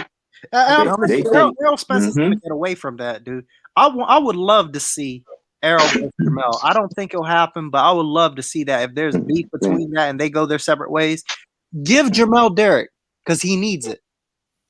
Errol could be in there without a trainer and still beat him. He does it all the time for fun. He does it all the time for fun. You hear about it. You know what I mean? It's like yeah, Errol knows nonsense, man. He is no nonsense. No, not at all. I mean, I saw it. Like they did an interview together 4 years ago. Jamel was like, "Errol, please, you won't like it when I say this, but I think the Southpaw Killer." And Errol looked just dead at him, like, "Come on." And he said, "I mean," because he knows the deal. It's like with Errol. No one's home. You know. Errol's no nonsense, man. I like Errol, to be honest. He just and like people talk about the drink and stuff. I'm not into all that. I'm just into what I see in the ring. He's not loud at fights or nothing like that. What did you want him to start hooting and hollering? He doesn't do that either. It's just like I don't know what they want from him. Yeah, I don't know either. It's really weird. They want him to do that. It's so weird. Like, I'm like, dude. Okay, he even called them out. Bro, what was on his Instagram? He said that rah for the birds or something. Yeah, I saw that. That's the start of it. That's the start of it. That's the start of it. Jamel's neck is gonna be cranking sideways, saying, "What'd you say? What did you say about me?" No, he won't. He's too scared of it. He can't be there. Nah, didn't he drop an inspiring? That's what they said. They said Errol dropped an inspiring. Yeah, would not surprise me one time, man. But Errol ain't doing all that messing around like them guys, man. And people so just always forget. The man told you he got comfortable. He started doing stuff on his own, and it's his fault that he had fat camps. And I got to take full responsibility, and I got to do better and get back and get always locked back in. I got comfortable. Yep. He telling you, I fucked up. I ain't blame Derrick James. I didn't blame nobody else. And he's still winning. You make excuses. Oh, he say, I don't want to fight him. I don't want to fight him off an accident. Bruh, if they say he's ready and he's cleared, you're going to get credit for it. Like, they killing me with this. If he said he's ready, believe the man who's doing the fight. I'm pretty sure he had who knows how many doctor brain scans and checkups and all this other stuff. But I don't want to fight him because I'm not gonna get credit for it. Bro, just go fight. You know what I'm saying? But you pulled up to Danny Garcia fight because you thought Errol was gonna get washed. That's just me, honey. You thought Errol was gonna be looking not the same, or he wasn't gonna be, you know what I'm saying, wasn't gonna look dominant. He watched Danny. I was there live in the flesh. Gave Danny maybe like my own eyes. I gave Danny maybe a round or two, if that. I mean, I didn't think Danny really won any rounds on that. He was just getting it was too much. It just overwhelmed him. It was just too much for him. 12-round ass whooping. That's what it was. But see, like right now, everybody's thinking, well, Earl's got this detached retina now. He's getting soft and everything. But the thing is, man, one thing about Earl is, man, when you fight Errol Spence and you go 12 rounds with Errol Spence, you are never the same fighter. After that, it's not the same. That Sean Porter that was in there with Bud Crawford, that's what's left of him. Even he said at the end that he didn't get hurt like he did when he fought Earl. And when he came out, that motherfucker, they want you to take the cameras off of him. His body was hurt so bad. And they try to play it off like he won. But shit, he was truly beat up. Truly humbled. Truly humbled. Talking all that shit. I can beat him in a rematch. Good. Go win a fight. Then. Win a fight. Win a fight. Nope. You went in there. I just knew he'd end up on the floor like that against Crawford. Like, it's just like what I was saying. It's like what I said manifested almost. Like, literally on the damn podcast, doing all this shit. You know, the training, boom. You end up on the floor. You know? This is nuts. I swear.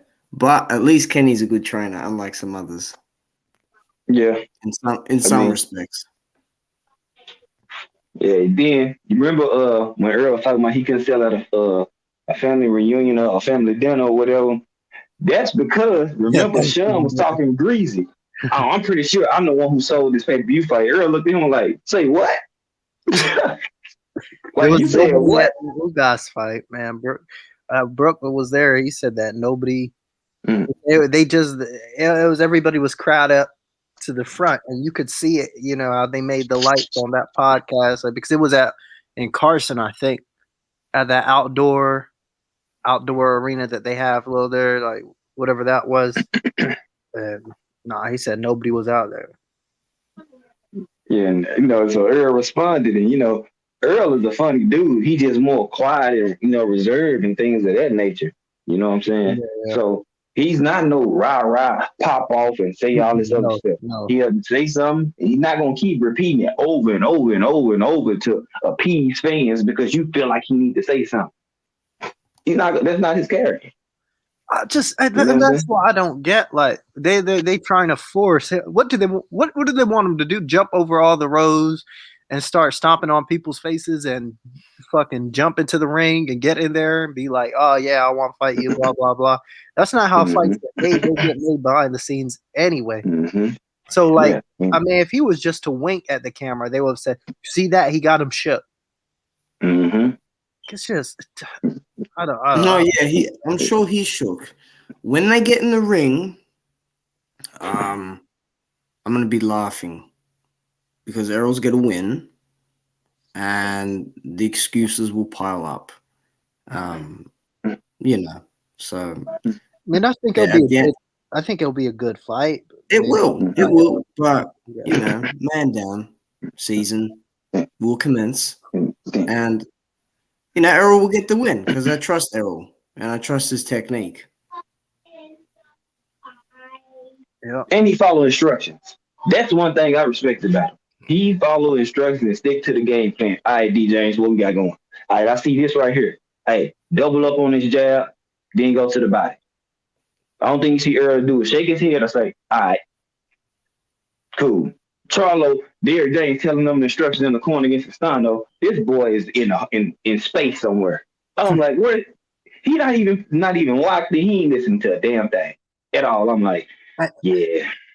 And Castano's no killer. I mean, like, I thought he was better than he was before the Charlo fight. It was the Charlo fight. I mean, all he was really doing was, I mean, even the Lara fight and the Teixeira fight, all he does is put his head down and start coming forward. I mean, you can't make an adjustment to that. I mean, he doesn't look like he has anything else. He's not a back foot fighter. I mean, he's just going to let you try to feint to come inside and start using that big ass head of his and overhands and whatever he does, the shoe shine stuff. But I mean, he doesn't listen to Derek James at all. And I don't know what's going to happen with that. Yeah, buddy. We will see, though. We will see. Let me get your brother's output on the fight tonight. All right, easy work for Tio. Oh wait, which one are you talking about? The Fulton fight? Both of them. Tio fight. Oh yeah, Fulton. Yeah, he's gonna fold that guy in half. Yeah, I got Fulton. I think Fulton will just outwork him because I think he did. Well, not outwork him, but just box him up, like, because that Leo guy he beat him at his own game. I think he'll do the same with Figueroa, but I think Figueroa is better than Leo. I think Fulton by decision. I think he wins a decision. Okay. G5. Okay. I got Foden by I got Foden. I got it by decision too. I got it by split decision. Oh, okay, close. All right. Yeah, I got it by split decision.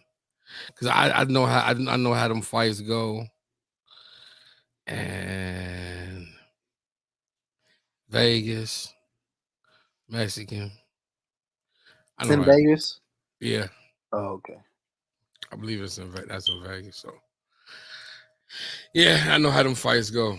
So I got Foden by decision.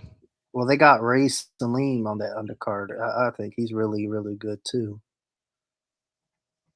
Okay, Ray yeah, Salim. yep. I'm hip to him. He's strong too. He's strong. They call him the Beast. I see why. Yes, sir. He dropped his last guy like 4 times.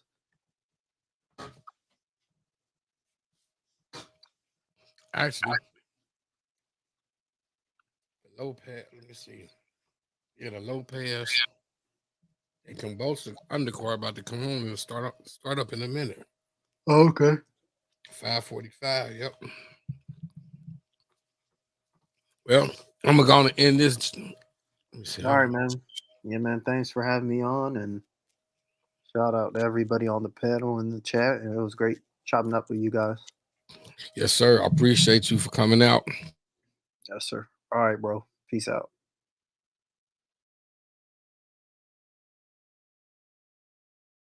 Yeah, the good brother Tyrone. Appreciate you for coming out, man. And you're welcome to come back anytime and join the panel, good brother. Sir Ken says, to me, Figueroa is a little weight drain, and I see a late stoppage for Fulton. Yeah, I wanted to say that one too. But that's a good one, Sir Ken. I gotta live with my words though. I got Fulton in the decision. You got Fulton in the late stoppage. So we say 10 through 12 for you. I can see that happening too, though. Appreciate you for coming out, Sir Ken, too, bro. I appreciate my good brother G5 for coming out.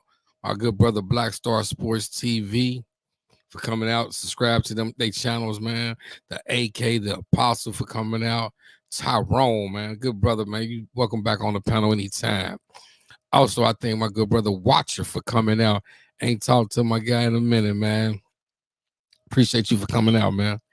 I appreciate hold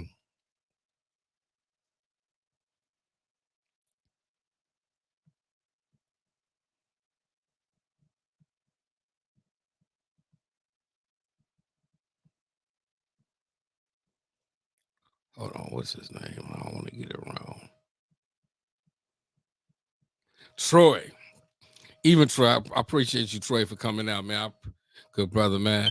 Hey, I just couldn't let y'all start beefing on the airwaves like that, man. Come out next week, man. Talk your shit, man. Chop it up with us, man. Sir Ken, good brother for coming out, man. Everybody in the chat, Mike, Mark Scott, Roger Furler. I had a lot of people who was trolling in here too. That was trolling. TS Boxing. Let's Talk Sports. PGA Bitch Dog. Whoever else I might have forgot, man. I appreciate you guys for coming through, man, and watching the channel, man. Hit the subscribe button, hit the like button, man. It's your boy Basement Boxing Talk, man. And I see you guys next Saturday. Lopez stoppage, 9th round stoppage, and Fulton split decision. Then my predictions for the fight. I'll let you next week. I'm out.